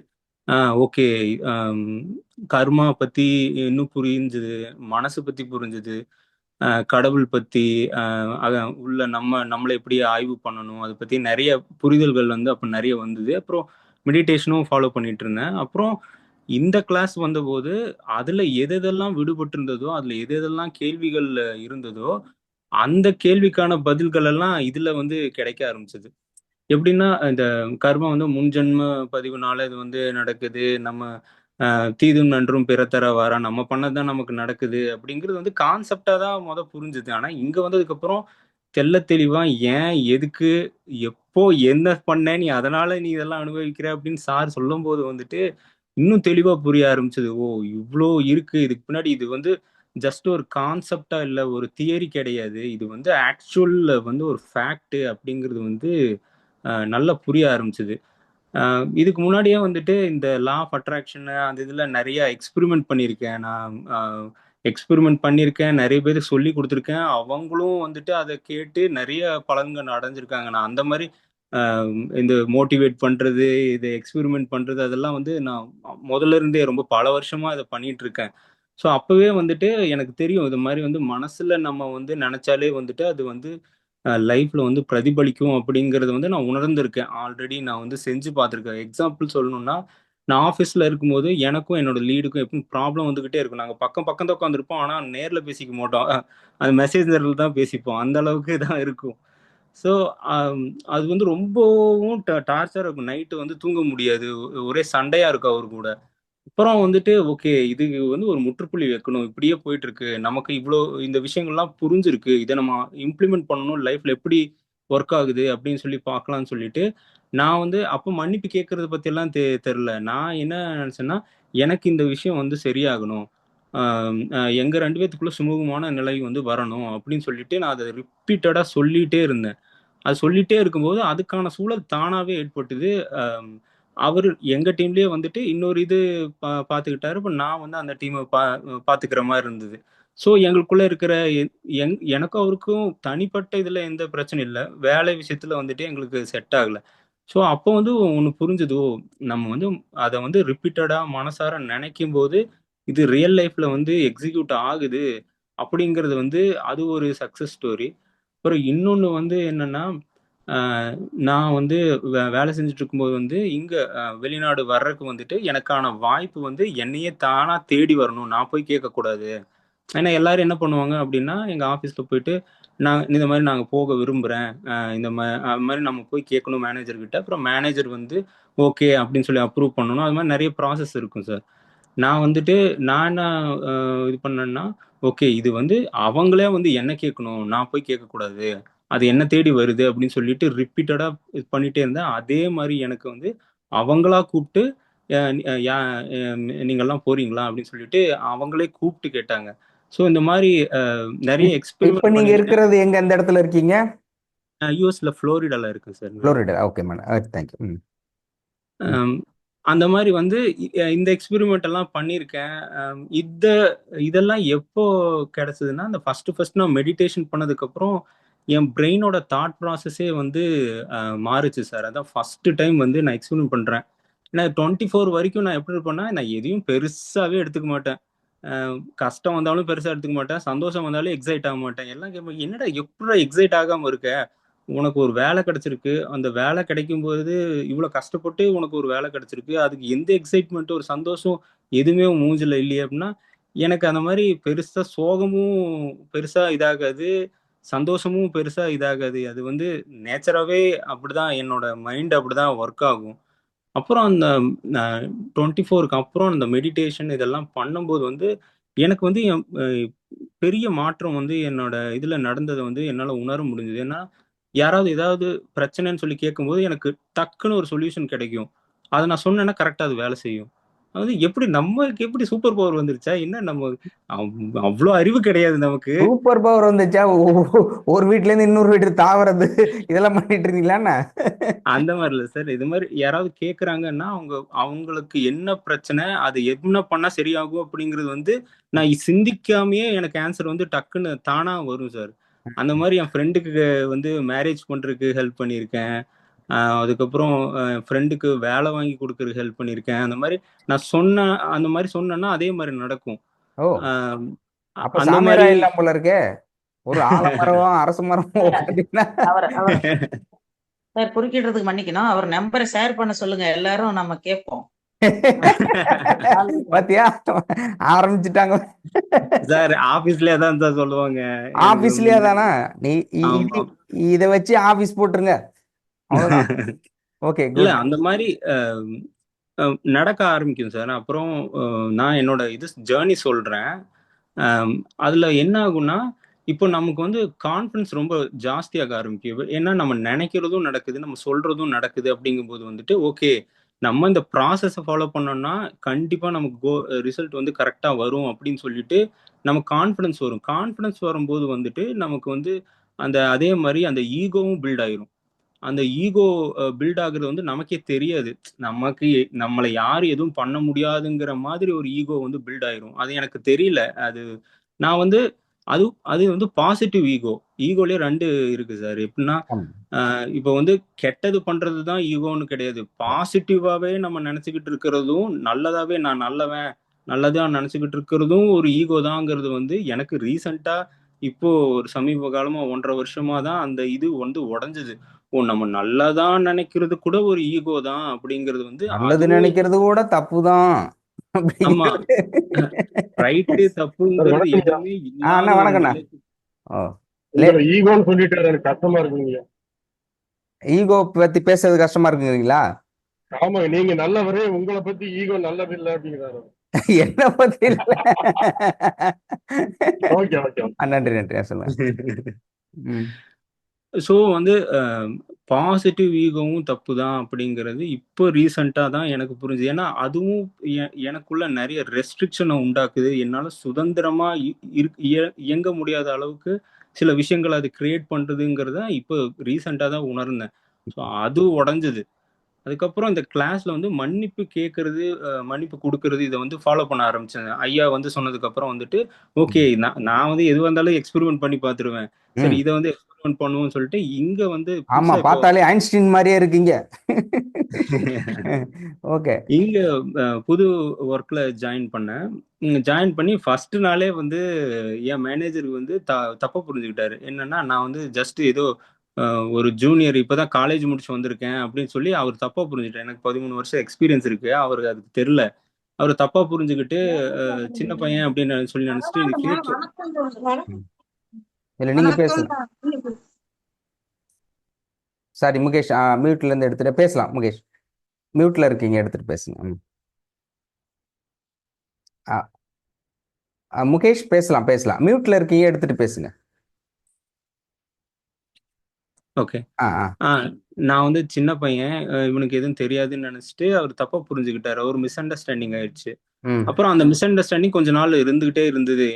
நான் என்ன சொன்னாலும் அவர் பெருசா நம்ப மாட்டாரு. என்னடா இந்த ஆளு 13 வருஷம் நமக்கு எக்ஸ்பீரியன்ஸ் இருக்கு, இந்த ஆளு என்ன சொன்னாலும் நான் நம்ப மாட்டேறாரு அப்படின்னு சொல்லிட்டு ஆமா, எவ்வளவு பெரிய டானு நம்ம போய் சரி. அப்புறம் அந்த மன்னிப்பு கேட்கறது நான் ஆரம்பிச்சேன். நான் மனசார வந்து மன்னிப்பு கேட்க ஆரம்பிச்சது. என் மேல தப்பு இருக்கோ தப்பு இல்லையோ, நீங்க வந்து என்ன தப்பா புரிஞ்சுக்கிட்டீங்க, மன்னிச்சுங்க அப்படின்னு சொல்லிட்டு ஐயா சொன்ன மாதிரி வந்துட்டு நான் அதை பண்ணேன். அதுக்கப்புறமே வந்துட்டு இன்ஸ்டன்டா அது வேலை செய்ய ஆரம்பிச்சது. அவர் வந்து அதுக்கப்புறம் என்கிட்ட இப்போ ஜாலியா பேசுறாரு. இப்போ நார்மலா அவர் லைஃப்ல நடக்குது அதை பத்தி எல்லாம் ஜாலியா பேசுற அளவுக்கு இப்ப என்ன நம்பி ஒரு டெசிஷன் எடுக்கிற அளவுக்கு அந்த இது மாறி இருக்கு. அது வந்து நல்லாவே என்னால ஃபீல் பண்ண முடிஞ்சது. அது வந்து இந்த விஷயம் ஒண்ணு. அதுக்கப்புறம் சேரிட்டி பண்றதை பத்தி ஐயா சொல்லியிருந்தாரு. ஸோ சேரிட்டி பண்றது நான் எப்பயும் இருந்தோ பண்ணிக்கிட்டு தான் இருக்கேன். அது வந்து வெளியில பெருசா நான் சொல்லிக்கிறது இல்லை. அது பண்றதெல்லாம் நான் பண்ணிக்கிட்டு தான் இருக்கேன். அது என்னன்னா நான் வந்து அது வந்து 33% நம்ம இவ்வளவு சம்பாதிக்கிறோம், இவ்வளவு கொடுக்கணும் அப்படிங்கிறதெல்லாம் இல்லை. எனக்கு வந்து சின்னதுல இருந்தே ஒரு எண்ணம் இருக்கும். நம்ம வந்து சம்பாரிச்சு ஒரு இதை செட் பண்ணி அது வந்து ஃபுல்லா சேரிட்டிக்கு மட்டுமே பண்ணணும் அப்படிங்கிற மாதிரி ஒரு எண்ணம் அது சின்னதுல இருந்தே இருக்கு, குழந்தையில இருக்கும்போது இருந்தே இருக்கு. ஏன்னா எங்க அப்பா வந்து கடைசியில அவரு உயிர் பிரியிற தருவாயில கூட அவர் வந்து என்ன சொன்னாருன்னா, தர்மம் பண்ணணும், நல்லா இருக்கணும். அது வந்து சின்னதுல இருந்தே அவர் வந்து யாராவது அவரு வந்து விவசாயம் தான் பண்ணாரு, பெரிய காசெல்லாம் அவர்கிட்ட கிடையாது. ஆனா இருந்தாலும் அவர்கிட்ட என்ன இருக்கோ அதை கொடுத்துக்கிட்டே தான் இருப்பாரு. எங்க அம்மாட்ட திட்டு வாங்குவாரு, இருந்தாலும் அவர் கொடுத்துக்கிட்டே தான் இருப்பாரு. ஸோ அது அந்த குவாலிட்டியை வந்து அது எப்பவுமே இருக்கு சார். என்கிட்ட இருந்ததுன்னா எனக்கு இல்லைன்னு சொல்ல வரவே வராது. அது நான் பண்ணிட்டு தான் இருப்பேன். அந்த இது நான் ஃபாலோ பண்றேன். அப்புறம் இப்போ ரீசெண்டா வந்து இவ்வளவு மெடிடேஷன் பண்றோம், இவ்வளவு இது பண்றோம், என்ன ஒரு அனுபவமே ஒன்றும் கிடைக்கலையே அப்படின்னா, ஒரு விஷுவலாவோ ஏதோ எக்ஸ்பீரியன்ஸா எதுவுமே கிடைக்கலையேன்னு சொல்லி ரொம்ப வேதனையில இருந்தேன். ஏன்னா நான் ரொம்ப வந்து சின்சியரா பண்ணுவேன். ஏதோ ஒன்று எடுத்துட்டேன்னா இப்படியெல்லாம் ஒருத்தன் பண்ணுவானா அப்படிங்கிற அளவுக்கு நான் வந்து ட்ரை பண்ணுவேன். அது மாதிரி மெடிடேஷன்ல நான் வந்து நிறைய ட்ரை பண்ணேன். வந்து ஏதாவது ஒரு எக்ஸ்பீரியன்ஸ் கிடைக்கணும் அப்படின்னு சொல்லி ட்ரை பண்ணிட்டே இருந்தேன். அது வந்து எனக்கு எட்டாக்கனியாவே இருந்தது. அப்புறம் தான் வந்துட்டு இந்த கிளாஸ் ஜாயின் பண்ணி ஃபியூ வீக்ஸ் இல்லை ஃபியூ மந்த்ஸுக்கு ஒன் மந்த் இருக்கும்னு நினைக்கிறேன். அப்புறம் எனக்கு ஒரு ஆப்பர்ச்சுனிட்டி கிடைச்சது. இங்க வந்து ஒரு அமெரிக்கன் ஃபேமிலி வந்துட்டு இன்ட்ரடியூஸ் பண்ணாங்க. இந்த மாதிரி அயோவஸ்கான்னு சொல்லிட்டு ஒரு செரிமனி இருக்கு. அது வந்து சவுத் அமெரிக்கனோட ஒரு ட்ரெடிஷ்னல் இது. அதுக்கு வந்து அவங்க ஆல்ரெடி போயிருக்காங்க. அவங்க போயிட்டு அது மாதிரி எனக்கு வந்து ரெஃபர் பண்ணாங்க, நம்ம போகலாம், நெக்ஸ்ட் டைம் இது நடக்குது போகலாம் அப்படின்னு சொல்லிட்டு இது மாதிரி சொன்னாங்க. அதுக்கும் வந்துட்டு நம்ம வந்து பத்தியம் இருக்கணும்.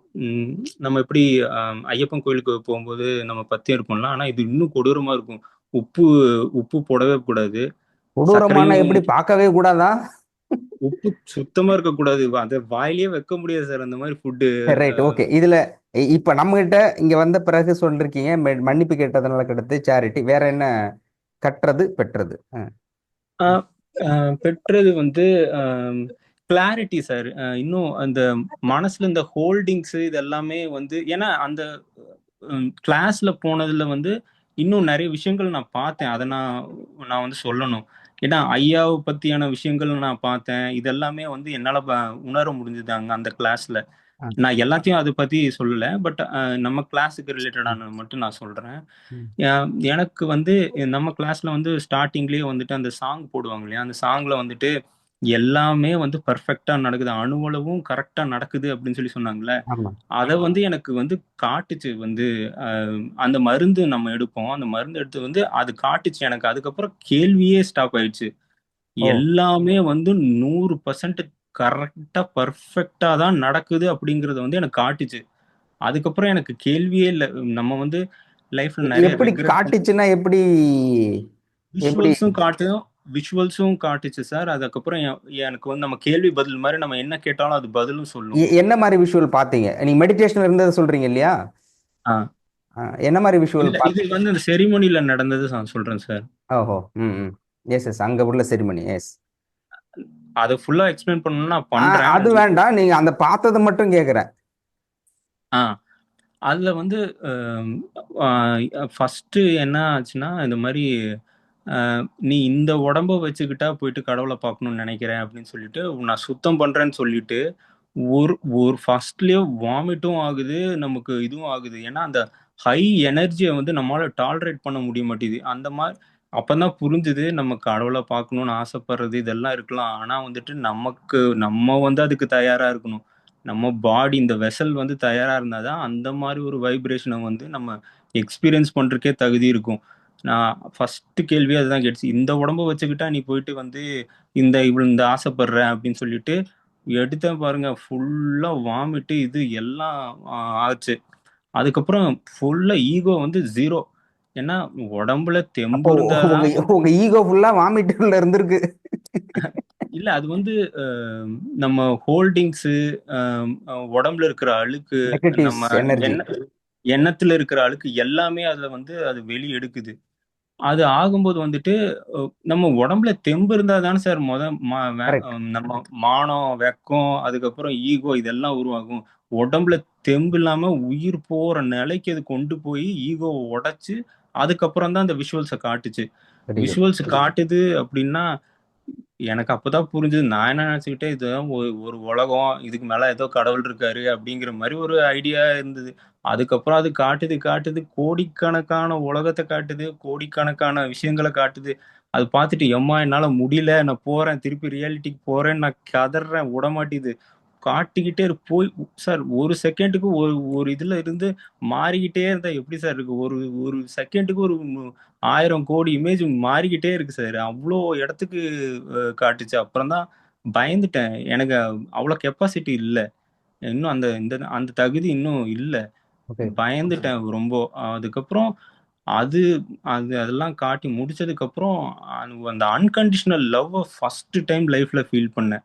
ஒருத்தங்க வந்து என்லைட் ஆனா எப்படி ஃபீல் பண்ணுவாங்க, என்ன ஒரு நிலை இருக்கும் அப்படிங்கிறத வந்து அது காட்டுச்சு.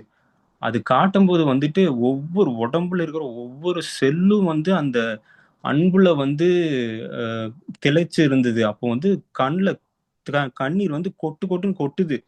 அதுக்கப்புறம் மனசுல வந்து யார் மேலயாவது வந்து கோபங்கள் இதெல்லாம் இருக்கும் இல்லையா, அது எல்லாமே கரையுது. அப்பதான் சார் சொன்னது ஞாபகம் வந்தது. சார் வந்து நீங்க மன்னிப்பு கேட்கும்போது கண்ணுல இருந்து தண்ணி வரும், அதுதான் உண்மையான கேட்கும்போது உண்மையா மன்னிக்கும் போது அப்படிதான் நடக்கும் அப்படின்னு சொல்லி சார் சொல்லியிருந்தாரு. அதை வந்து உண்மையாலுமே உணர்ந்தேன். யார் மேலெல்லாம் ஹோல்டிங்ஸ் எனக்கு இருந்ததோ அது எல்லாம் கண்ணீரா வழிஞ்சு வந்தது. ஸோ அப்போ வந்து புரிஞ்சுது, ஓ இதைத்தான் அவங்க சார் சொல்லியிருக்காரு அப்படிங்கிறது புரிஞ்சுது. அதுக்கப்புறம் வந்துட்டு எனக்கு வந்து அப்பயும் இந்த கிளாஸ்ல வந்து நான் ஸ்கெப்டிக்கலா தான் இருந்தேன். ஓகே, இதெல்லாம் உண்மைதானா இவங்க சொல்றது அதெல்லாம் அப்படிங்கிற ஒரு கொஸ்டின் இருந்தது. அப்போ வந்து அந்த ஸ்டேஜ்ல வந்து சாரை பத்தி நினைக்கும் போது வந்துட்டு அவர் எவ்வளோ பெரிய ஆத்மா, அவர் எவ்வளோ பெரிய விஷயங்கள் பண்ணிட்டு இருக்காரு அப்படிங்கிறதையும் எனக்கு காட்டுச்சு. காட்டின உடனே என்னால அழுக தாங்க முடியல. அப்படியே ரொம்ப நேரம் அழுதுகிட்டே இருந்தேன். அப்புறம் வந்து அவர் எவ்வளோ பெரிய ஆத்மா, எவ்வளோ பெரிய கருணை இருந்தா அவர் வந்து இப்போ நம்ம வந்து இன்னொருத்தருக்கு உதவி பண்றதே வந்துட்டு ஓகே நம்ம ஒர்க் இருக்கு இதெல்லாம் பார்த்துட்டு அதுக்கப்புறம் நம்ம அந்த உதவி பண்றதுங்க நம்ம பண்ணுவோம். அவர் வந்து வாழ்க்கையவே அர்ப்பணிச்சு நம்ம நல்லா இருக்கணுங்கிறதுக்காக பண்றது வந்து கடவுளால மட்டும்தான் பண்ண முடியும். அந்த கடவுளுக்கு நிகரா வந்துட்டு அவ்வளோ கருணை வந்து அவர்கிட்ட இருக்கிறத வந்து என்னால உணர முடிஞ்சுது. அது பார்க்க முடிஞ்சுது. அது பார்த்துட்டு ஃபுல் அழுக அதெல்லாம் அன்னைக்கு நைட்டு ஃபுல்லா அழுதுகிட்டே இருந்தேன். அப்புறம் இந்த மாதிரி நெறைய அனுபவங்கள் இருந்தது. அதுக்கப்புறம் எனக்கு வந்து சொல்லப்பட்டது. நான் வந்து கேள்வி கேட்டேன். "உனக்கு என்ன வேணும்னு?" சொல்லி கேட்டுச்சு. நான் கேட்கும்போது வந்துட்டு, "எனக்கு வந்து என்லைட்டன்மென்ட் வேணும்." அப்படின்னு சொல்லி சொன்னதுக்கு, அப்புறம் அது சொன்னுச்சு, "உன்ன வந்து நான் படைச்சது ஒரே ஒரு காரணத்துக்காக மட்டும் தான். அன்பு செலுத்துறதுக்காக மட்டும் தான் உன்ன படைச்சிருக்கேன்." ஏன்னா, நான் நெனச்சுக்கிட்டேன், நான் வந்து கொஞ்சம் ஏமாளி. ஏன்னா, யார் என்ன தப்பு பண்ணாலும் நான் வந்துட்டு அத மன்னிச்சு இது பண்ணிட்டு, நான் திருப்பி அவங்களுக்கு நல்லது பண்ணுவேனா, நான் வந்து எனக்கு கொஞ்சம் அட்வான்டேஜ் எடுத்துக்கிறாங்க. அப்படிங்கிற எண்ணம் இருந்தது. அப்புறம் வந்து அது சொன்னுச்சு, "முட்டாள் உன்ன படைச்சதே அதுக்கு தான்டா. உன்ன நான் பார்த்துக்க எனக்கு தெரியும். நீ இந்த வேலைய மட்டும் பண்ணு. அவங்க உன்ன விரும்புறாங்களோ, விரும்பலையோ அதெல்லாம் நீ கண்டுக்காத. நீ வந்து அன்பு மட்டும் காட்டு. அது மட்டும் தான் உனக்கு குடுத்த ஒரே ஒரு வேலை. அத மட்டும் நீ பண்ணு. வேற எந்த இதுவும் நீ யோசிக்காத." அப்படின்னு சொல்லி சொல்லும்போது, எனக்கு ஃபர்ஸ்ட்டு வந்து இது எல்லாமே பெர்ஃபெக்ட்டா நடக்குதுன்னு சொல்லும்போதே எல்லா கேள்வியும் உடைஞ்சு போச்சு. அதுக்கப்புறம் லைஃப்ல நெறைய தேடல்கள் இதெல்லாம் இருந்தது வந்து, அ இந்த இது பதில் சொன்ன உடனே அதுவும் உடைஞ்சு போச்சு. இப்ப என்னன்னா, இருக்கிற டைம்ல நம்ம என்ன பண்ண முடியுமோ அன்பு காட்டி அன்போட பை ப்ராடக்ட் தான் சார் வந்துட்டு நம்ம வந்து சேரிட்டி பண்றது இதெல்லாம். அன்பின் வெளிப்பாடு தான் நம்ம அந்த சேரிட்டி பண்றதெல்லாம். அன்பு மிகும்போது இதெல்லாம் நடக்குது அப்படிங்கிறதையும் புரிஞ்சுக்கிட்டேன். ஸோ, இப்போ வந்து என்னன்னா, அடுத்து நான் இதையும் கேட்டேன். ஆகாஷிக் ரெக்கார்ட் எப்படி அக்சஸ் பண்றது? அப்படின்னு சொல்லி அதையும் கேட்டேன். அதுக்கு வந்து என்ன சொன்னேன்னா, "என்ன பர்ப்பஸ்?" அப்படின்னு சொல்லி கேட்டுச்சு. எனக்கு டக்குனு அங்கேயே முடிஞ்சு போச்சு. எனக்கு பர்ப்பஸே இல்ல. நான் வந்து சும்மா கியூரியாசிட்டில கேட்டேன். அப்புறம் அது என்ட்ட சொன்னுச்சு, "நீ பர்ப்பஸ் செட் பண்ணு. எதுக்காக கேட்குற? என்ன காரணத்துக்காக கேட்குற?" அப்படின்னு கேட்டுட்டு ரெக்வெஸ்ட் பண்ணணும். அத வந்து பணிவா ரிக்வெஸ்ட் பண்ணு. அதுக்கப்புறம் உனக்கு அதுக்கான இது வந்து தானா நடக்கும் அப்படின்னு சொல்லி அதுக்கும் பதில் வந்தது. ஸோ அதுக்கான கதவுகளும் இப்ப திறக்கப்பட்டிருக்கு. நான் சொல்லியிருந்தேன் இல்லையா? எனக்கு என் ஃப்ரெண்டு வந்து ரெஃபர் பண்ணியிருந்தாங்கன்னு சொல்லி. அவங்க வந்து ஆக்சுவலா ஆகாஷிக் ரெக்கார்ட வந்து அக்சஸ் பண்ணக்கூடியவங்க. ஸோ அவங்க வந்து எனக்கு சில இனிஷியேட்டிவ் எல்லாம் எடுத்திருக்காங்க. ஸோ அது இப்போ இப்ப சில பிரேயர்ஸ் எல்லாம் குடுத்துருக்காங்க. நான் அதையும் இப்போ இது பண்ண ஆரம்பிச்சிருக்கேன். ஸோ எனக்கு கிறிஸ்டல் கிடைச்சதுன்னா, என்னோட அடுத்த இது வந்து அம் நான் இன்னும் நெறைய புரிஞ்சுகிட்டு, இன்னும் நெறைய பேத்துக்கு ஹெல்ப் பண்ணணும் அப்படிங்கிறத வந்து நான் யோசிச்சிருக்கேன் சார். ஓகே. நன்றி, நன்றி. தியானத்தினுடைய மிக உயர்ந்த தன்மை எது அப்படிங்கிற அளவுக்கு நீங்க அந்த அந்த ஆன்மீகத்தினுடைய அம் உச்சகட்ட நிலைக்கு உங்கள எடுத்து போயிட்டுருக்கீங்க. உங்களுக்கு ஏஜ் என்ன ஆகும்? 36 சார். 36 குறைந்த வயது.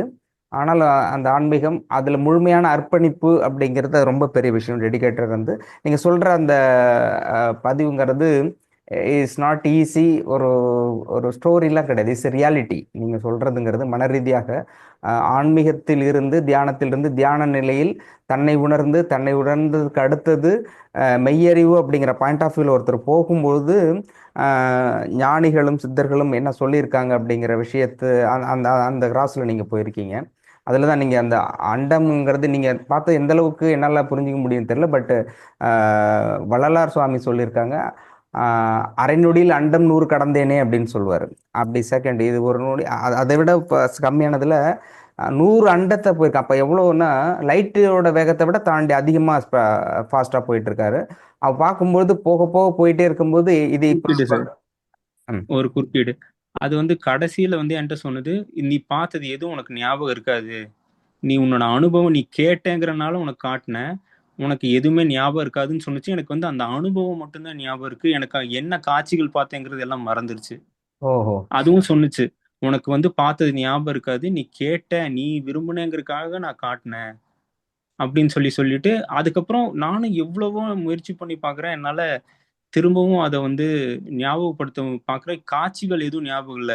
நான் நெறைய அற்புதங்கள பார்த்தேன். ஏன்னா எனக்கு ஞாபகம் இருக்கு. நான் சிரிச்சுக்கிட்டு இருந்தேன். சில நேரம் ரொம்ப பயந்துகிட்டு இருந்தேன். அந்த மாரி அனுபவங்கள் மட்டும் தான் ஞாபகம் இருக்கு. எனக்கு காட்சிகள் எதுவும் ஞாபகம் இல்ல. ஓகே. நன்றி. அது வள்ளலார் சுவாமிகள் வந்தது. அவரு வந்து இப்ப நீங்க இங்க உட்காந்து அந்த ஃபீல் பண்றீங்க இல்லையா? அவர் வந்து அவர் உடம்பே எடுத்துக்கிட்டு போறாரு. உடம்பையே எடுத்துக்கிட்டு போறாரு. காட்சிகள பார்க்குறாரு. தொடர்ச்சியா பார்த்து அது வந்து ஃபிராக்ஷன் ஆஃப் செகண்டுக்குள்ள. அவ்வளவு பார்த்துட்டு அதுக்கப்புறம் போயிட்டே இருக்காரு. முடியல. போகும்போது எங்க போனாலும் எண்ட்லெஸ். அதுக்கு ஒரு முடிவே இல்லாத பயணம் விட திரும்பி வந்துட்டு தான் அந்த அந்த இந்த அதையே எழுதுறாரு. அப்போ நீங்க சொல்ற அந்த மெய்ஞான பாதை அப்படிங்கிறது நீங்க சொல்வதன் அடிப்படையில் அது மிகச் சரியாக இருக்குது. நீங்க சொல்றதன் அடிப்படையில் அது கரெக்டா இருக்கு. இன்னொன்னு சார், ம். அந்த அந்த மருந்து எடுக்கிறோம் இல்லையா, அது வந்து ஒரு சக்தி வடிவம் சார். அது வந்து அந்த வைப்ரேஷன், அந்த எனர்ஜி வந்து ஒரு சக்தி வடிவம். ஆனா ஜென்டில் எனர்ஜி கிடையாது. அது வந்து அடிக்கணும்னா உங்களை அடிக்கும், அன்பு காட்டணும்னா அன்பு காட்டும். ஒரு மாதிரி ஒரு அங்க போனாலே நம்ம சரண்டர் ஆயிருவோம். ஒரு பயத்தோட ஒரு சரண்டர் ஆகக்கூடிய ஒரு எனர்ஜி, ஒரு சக்தி வடிவம். அது என்கிட்ட நிறைய பேசுச்சு. நான் எல்லாத்தையும் சொல்லலைங்க. பட் வந்து கடைசியா என்ன சொன்னுச்சுன்னா, நீ என்னை எப்பயும் மனசுல நினைச்சுக்கோ, நான் உனக்கு ஹெல்ப் பண்றேன், நீ கேட்கறதுக்கு நான் பண்றேன் அப்படின்னு சொல்லி என்கிட்ட கடைசியா சொன்னுச்சு. ஓகே, நன்றி நன்றி. உங்களுடைய பதிவுக்கு மிக்க நன்றி. உங்களுடைய அனுபவத்தை பகிர்ந்து கொண்டமைக்கு. நீங்கள் டாக்டர்கிட்ட பேசியிருக்கீங்க. டாக்டர் உங்களுக்கு ரிஜிஸ்டர், உங்களுடைய நேமும் உங்களுடைய அண்ணானுடைய பாலாவுடைய நேமும் ரிஜிஸ்டர் ஆனதுலேருந்து ஹீலிங் வந்துக்கிட்டு இருக்கு டாக்டர் சொல்லியிருந்தாங்க. நீங்கள் பேசின பிறகு இடையில 2 முறை ட்ரை பண்ணீங்க, நான் ஆன்சர் பண்ணலை. மீன்ஸ் ஏன்னா நீங்கள் வெயிட் பண்ணிட்டு இருக்கீங்க. யூஎஸில் மேக்ஸிமம் எல்லாருக்குமே அவங்களுடைய மெடிசன்ஸ் அனுப்பியாச்சு. ஒவ்வொரு இதாக முடிச்சுட்டு வர்றாங்க. அப்போ டாக்டர்கிட்ட சொன்னேன் நான், இது மாதிரி கால் பண்ணேன். உங்களுக்கும் அண்ணனுக்கும் கொஞ்சம் வெயிட் பண்ண சொல்லியிருந்தார். ஸோ அந்த ஹீலிங் ப்ராசஸ் முடிச்ச பிறகு பேசிட்டு மற்ற மெடிசனும் கிடைச்சதுன்னா சந்தோஷமா கண்டிப்பா இருக்கும். நீங்க டைரக்டாவே கடவுளை டைரக்டர் 1-to-1 மீட் மீட் பண்ண ஆரம்பிச்சிருவீங்க. மகிழ்ச்சி. ஆல்ரெடி ப்ராசஸ் ஆரம்பிச்சிட்டேன். ஆமாமா, அது டிராவல் வேகமா போயிடுவேன். ஆன் த வேல தான் இருக்கிறீங்க. Right, okay. ஆன் த வேல. சார், நான் காலையில இதுக்கு முன்னாடி எல்லாம் சீக்கிரம் எழுந்ததே கிடையாது. இது இங்க கிளாஸ் ஃபாலோ பண்ணதுக்கு ஆரம்பிச்சதுக்கு அப்புறம் ஆட்டோமேட்டிக்கா அது வந்து சீக்கிரம் எந்திரிக்க இப்ப ஆரம்பிச்சிட்டேன். இப்ப அதுவும் இதாயிடுச்சு. அது ஒரு பெரிய சந்தோஷம். ஓகே, மிக ஆன்மீகத்தினுடைய மிகப்பெரிய புரிதலும் அந்த அனுபவங்கிறது ரொம்ப நல்லா இருந்தது. மிக்க மகிழ்ச்சி. நன்றி, உங்களுடைய பகிர்தலுக்கு நன்றி. டாக்டர்கிட்ட நான் சொல்கிறேன், கேள்வி கொடுக்குறேன்னு சொல்லியிருந்தாங்க. கொஞ்சம் உங்களோட கிளென்சிங் ஒர்க்கு அண்ணாவுக்கும் உங்களுக்கும் நீங்கள் வைத்த சில கோரிக்கைகளும் அந்த ப்ராசஸ் இருக்கிறதுனால அதுக்கான நெகட்டிவ் அந்த கிளென்சிங் பண்ண பிறகு உங்களுக்கு கொடுக்கப்படும். கொஞ்சம் லேட் ஆகும் அப்படின்னு சொல்லியிருந்தாங்க. ஸோ கண்டிப்பாக வரும், கொடுக்குறேன்னு சொல்லியிருக்காங்க. கொஞ்சம் லேட் ஆகும், கொடுத்துருவாங்க. நன்றி. அடுத்தது வந்து வெட்ட வெட்ட வளரும் விரல் அப்படிங்கிற பயங்கரமான தலைப்பில் மரியாதைக்குரிய மீரா சங்கர் அவர்கள் சிறப்புரையாற்ற வருகிறார். Madam, Meera madam. Yes please madam. எல்லாருக்கும் வணக்கம். அதாவது எனக்கு வந்து வாங்கோ. எனக்கு வந்து கிறிஸ்டல் மெடிசின்ஸ் முந்தானத்து வந்துச்சு. ஓகே. அப்புறம் வந்து எனக்கு முந்தா நேத்து ஒரு முக்கியமான அனுபவம். அன்னைக்குதான் வந்துச்சு. ஆனா எனக்கு வந்து விரல்ல வந்து இத சமையல் பண்ணிட்டு இருக்கும்போது ஒரு தேங்காய் கட் பண்ணிட்டு இருக்கும்போது டக்குன்னு வந்து விரல் வெட்டிட்டேன். பேசிக்கிட்டே இருந்து ஒருவேளை தேங்காய் சில்லு மாதிரி விரல் அழகா இருந்ததுனால வெட்டிக்கிட்டீங்களா? தெரியல சார், விரல வெட்டிட்டேன். அதுக்கு முன்னாடி அடிக்கடி விரல வெட்டுற அனுபவம் இருந்திருக்குமே? இருக்கு. நான் அப்ப உடனே கொஞ்சம் சின்ன அப்பப்ப இருக்கும். நான் ரெஸ்கியூ ரெமடின்னு மலர் மருத்துவம் அடிக்கடிலாம் மாசத்துக்கு ஒரு 2-3 தடவை வெட்டுவீங்களா? அதெல்லாம் தெரியல. ஆனா வெட்டுறது உண்டு. அந்த விரல காட்டுங்க பாப்போம். லேட்டஸ்டா வெட்டப்பட்டது தெரியுது. ஓகே, தெரியுது இல்ல? இந்த பக்கம் இப்படி டர்ன் பண்ணுங்க, உங்க பக்கம் இருக்கு.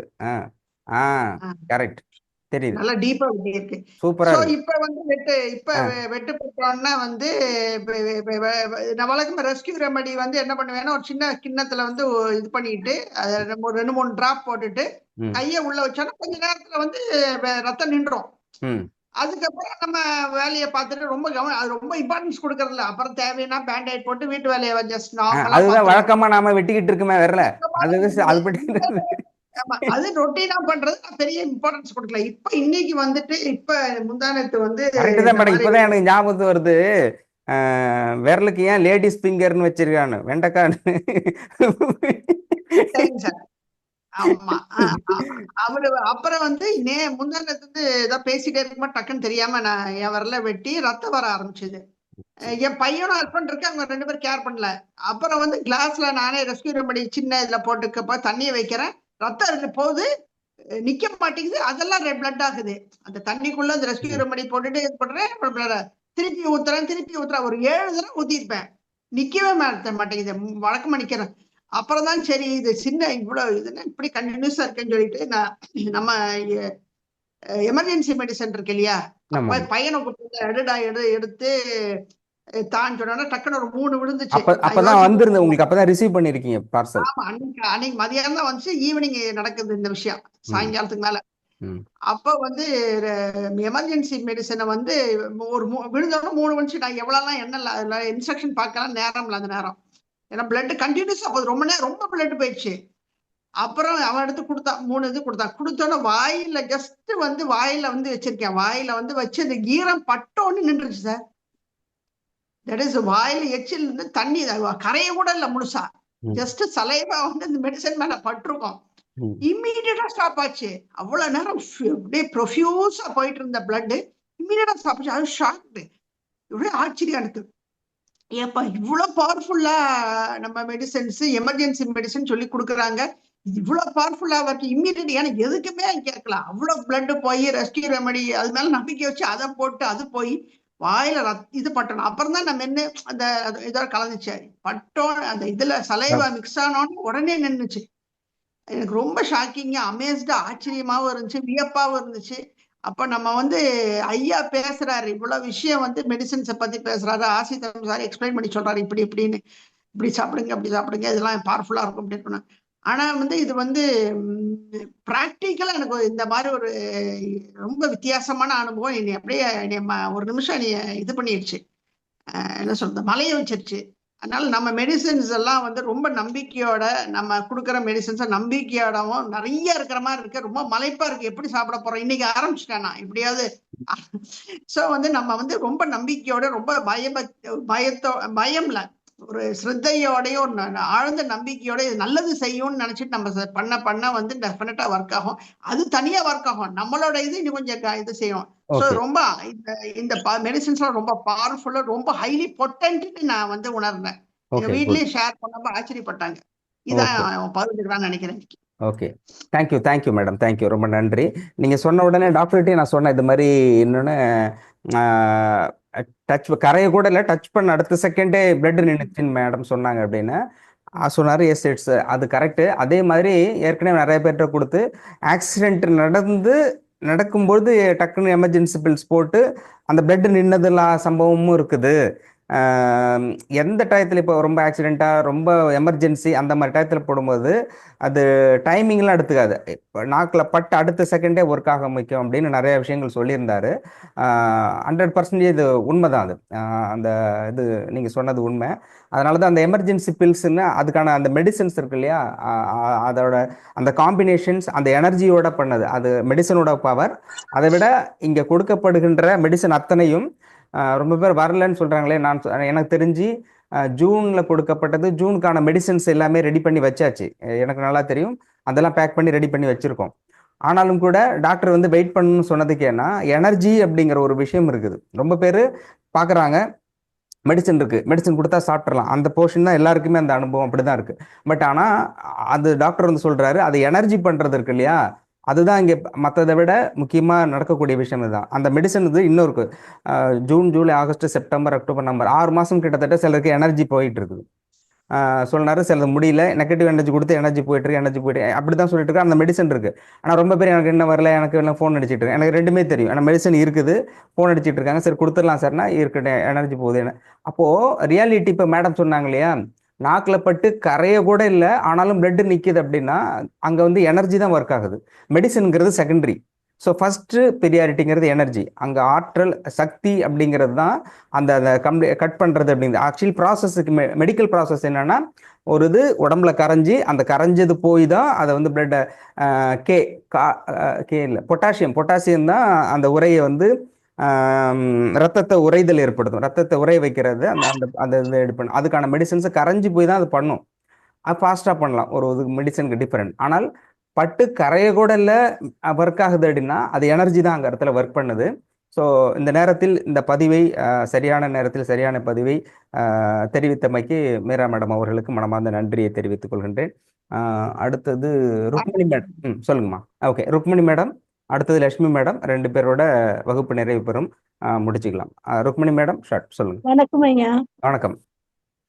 நான் வந்து கொஞ்சம் எழுதி வச்சு படிக்கிறேன், ஏன்னா ஃப்ளோ கொஞ்சம் சீக்கிரம் இருக்குங்கிறதுக்காக. என்னை இந்த குழுவில் இணைத்த சித்தர்களுக்கும் பிரபஞ்சத்திற்கும் நன்றி. எங்கள் குருநாதரான தன்னலமற்ற மற்றவர்களின் வாழ்வில் விளக்கேற்ற நினைக்கும் கருணை மிக்க டாக்டர் ஐயா இளங்கோவன் அவர்களுக்கு கோடான கோடி நன்றி. எங்கள் புலம்பல்களை பொறுமையாக கேட்டு அதற்கு ஆறுதலான வார்த்தைகளையும் வழியும் காட்டும் நடமாடும் லைப்ரரியான ஆசித்தம்பு ஐயா அவர்களுக்கு கோடான கோடி நன்றி. என்ன தின்னா பித்தம் தெளியுன்ற தெளிவோடு தேடுதலோடு இருந்த பொழுது பிரபஞ்சத்தின் அருளால் இந்த குழுவில் இணைக்கப்பட்டேன். அதற்காக பிரபஞ்சத்திற்கு நன்றி. ஒரு மனிதனுக்கு தேவை ஆரோக்கியம், படிப்பு, வேலை, கல்யாணம், நிம்மதியான வாழ்விற்கு தேவையான பணம். இவற்றை சுற்றித்தான் நாம் சுழன்று கொண்டிருக்கிறோம். என் பெண்ணின் கல்யாணத்திற்காக, குடும்ப ஆரோக்கியத்திற்காகவும் மற்றும் பொருளாதார உயர்வும் தான் என் பிரியாரிட்டியாக இருந்தது. இதற்கு விடைப்பை கிடைக்கும் என்ற நம்பிக்கையில் தான் இந்த குழுவில் பயணிக்க ஆரம்பித்தேன். நாங்கள் உடன் பிறந்தவர்களுக்கும் என் இன்லாஸ் வீட்டிற்கும் யாருக்கெல்லாம் தேவைப்படுகிறதோ அவர்களுக்கும் பணம், காசு, பொருள் கொடுத்து உதவி செய்திருக்கின்றோம். இன்னும் செய்து கொண்டிருக்கின்றோம். இப்படி இருக்கும் பொழுது எனக்கும் என் குடும்பத்திற்கும் மட்டும் ஏன் இவ்வளவு கஷ்டங்கள் என்று வருந்தாத நாட்கள் இல்லை. ஏன் என் குழந்தைக்கு படிப்பு, வேலை, எல்லா வசதிகளும் இருந்தும் வாழ்வில் செட்டில் ஆக முடியவில்லை என்று பல நேரங்களில் நினைத்து இருக்கிறேன். மற்றவர்களின் ஷேரிங் கேட்ட பிறகு என்னுடைய கவலை என்பது 0.001% தான் என்பதை உணர்கிறேன். நமக்கும் கீழே உள்ளவர் கோடி, நினைத்து பார்த்து நிம்மதி நாடு என்ற வரிகள் தான் எனக்கு நினைவுக்கு வருகிறது. எப்பொழுதோ செய்த நற்பயன்களின் பயனாக எங்களுடைய கர்ம வினைகளிலிருந்து விடுபடுவதற்காகத்தான் ஐயா மற்றும் டிவைன் எனர்ஜி கனெக்ஷன் எங்களுக்கு கிடைத்திருக்கிறது. அதற்காக நாம் சிறந்தாழ்த்தி வணங்கி நன்றி கூறுகிறேன். என் வாழ்க்கை ஓவர் நைட்டாக மிரக்கல்ஸ் நடந்துள்ளது என்று நான் சொல்ல மாட்டேன். பட் மனதில் அமைதி, சாந்தம், பொறுமை, வீட்டில் உள்ளவர்கள் என் தவறுகளை சுட்டி காட்டும் பொழுது ஏற்றுக்கொள்ளும் பக்குவம் எனக்கு வந்திருக்கிறது. மைட் பி இதைவிட வர்ஸ்டான சிச்சுவேஷன் போகாமல் சித்தர்களும் ஐயாவும் காப்பாற்றிருக்கலாம் என்பது நான் முழுமனதாக உணர்கிறேன். என்னுடைய கர்மா கண்டெய்னர் ஃபுல்லாக இருக்கும் என்று நினைக்கிறேன். எத்தனை ஜென்மங்கள் சேர்த்து வைத்தது ஓவர் நைட்டில் கழிக்க முடியாது. அதற்கு டைம் எடுக்கும். அந்த டைம் வரும் வரை காத்திருக்கணும் என்பதை உணர்த்திய ஐயாவிற்கு நன்றி. ஐயா சொன்ன எல்லா டிப்ஸுகளையும் பின்பற்றவில்லை என்றாலும் சிலதுகளை ரொட்டீனாக செய்கிறேன். அதில் ஒன்று ஏர்லி மார்னிங் எழுவது. முன்பெல்லாம் மார்னிங் எழுந்தால் ஃபுல் டே டயர்ட்னஸ் உணர்வேன். இப்பொழுது மார்னிங் புத்துணர்ச்சியுடன் எழுகிறேன். அது நாள் முழுவதும் தொடர்கிறது. இனிஷியலி கட்டாயத்துக்காக கடைபிடிக்க ஆரம்பித்தது. இன்று விருப்பத்துடன் சந்தோஷமாகவும் செய்கிறேன். காலையில் தண்ணீரில் அருந்துவது, எழுந்தவுடன் கிச்சன் முகத்தில் தான் முடிப்பது. இதனால் பிரஷ் கிச்சன் சிங்கில் தான் செய்வேன். ஐயா சொன்ன பிறகு அதை நிறுத்தினேன். வாயில் நீர் வைத்து குளிப்பது, பல்லை கடுத்துக்கொண்டு ஃப்ரெஷ் ஆவது போன்றவற்றை கடைபிடிக்கிறேன். தாலியை கயிற்றில் போட்டுள்ளேன். டெய்லி முன்னோர்களின் மன்னிப்பு, சுய மன்னிப்பு, அம்மா அப்பா கூட பிறந்தவர்களின் மன்னிப்பு கேட்கிறேன். டெய்லி எனக்கு தெரிந்தும் தெரியாமலும் உதவி செய்பவர்களிடமும் மன்னிப்பு கேட்டு நன்றி கூறுகிறேன். அமாவாசை பௌர்ணமி முடிந்த அளவு உணவு ப்ரிப்பேர் செய்து தூய்மை தொழிலாளர்களுக்கு கொடுக்கிறேன். அமாவாசை காலையில் செம்பல் எல் போட்டு தண்ணீர் மற்றும் நல்லெண்ணெய் விளக்கு வாசலில் ஏற்றுகிறேன். டெய்லி சமைத்தவுடன் காகத்திற்கு தண்ணீர், உணவு ஃபர்ஸ்ட் வைத்து விடுவேன். அகண்ட தீபம் வீட்டில் வெளியில் விளக்கு ஏற்றி வைத்தேன். என் மூத்தாரின் மனைவி சஷ்டி அன்று இறந்து விட்டார்கள். அதனால் வீட்டில் விளக்கு வைக்கக்கூடாது மற்றும் சாமி கும்பிடக்கூடாது என்று சொல்லிவிட்டார்கள். ஐயா தீபம் ஏற்றலாம் என்று சொன்னார்கள். எனக்கு ஆசைத்தான், இருந்தும் என்னால் தொடர முடியவில்லை. எங்களின் கர்ம வினைகள் தான் இந்த இடையூறுகளை தருகிறது என்று நினைக்கிறேன். 30 நாட்கள் கழித்து ரெகுலராக விளக்கு வைக்க பிரபஞ்சம் அருள் செய்யும் என்று நம்புகிறேன். நான் செய்யும் செயலுக்கு வீட்டில் உள்ளவர்களுக்கு thank you, sorry, I love you போன்ற சொற்களை உபயோகிக்கிறேன். என்னுடைய மகளுக்கு கல்யாணம் அமைய போகாத கோவில் இல்லை, செய்யாத பரிகாரம் இல்லை, பொருட்செலவானது தான் மிச்சம்.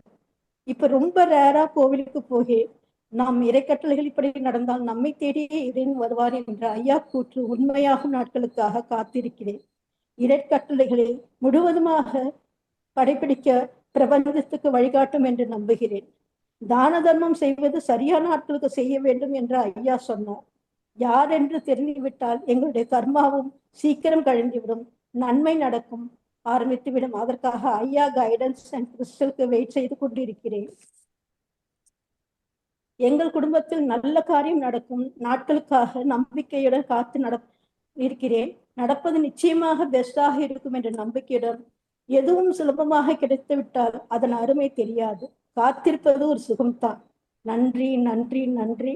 இந்த குழுவில் இணைந்து நான் பல விஷயங்களை கற்றுக்கொள்ள வைத்ததற்கு.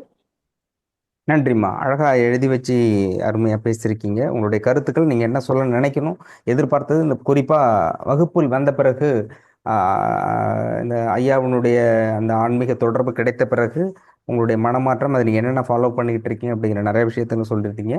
உங்களுடைய கருத்துக்களை பரிமாறிக்கொண்டமைக்கு மனமார்ந்த நன்றியை தெரிவித்துக் கொள்கின்றோம். வகுப்பினுடைய இறுதியாக லட்சுமி அம்மா அவர்கள் பேசுவாங்க. வணக்கம்மா. வணக்கம் சார். வணக்கம். சித்தர்களுக்கும்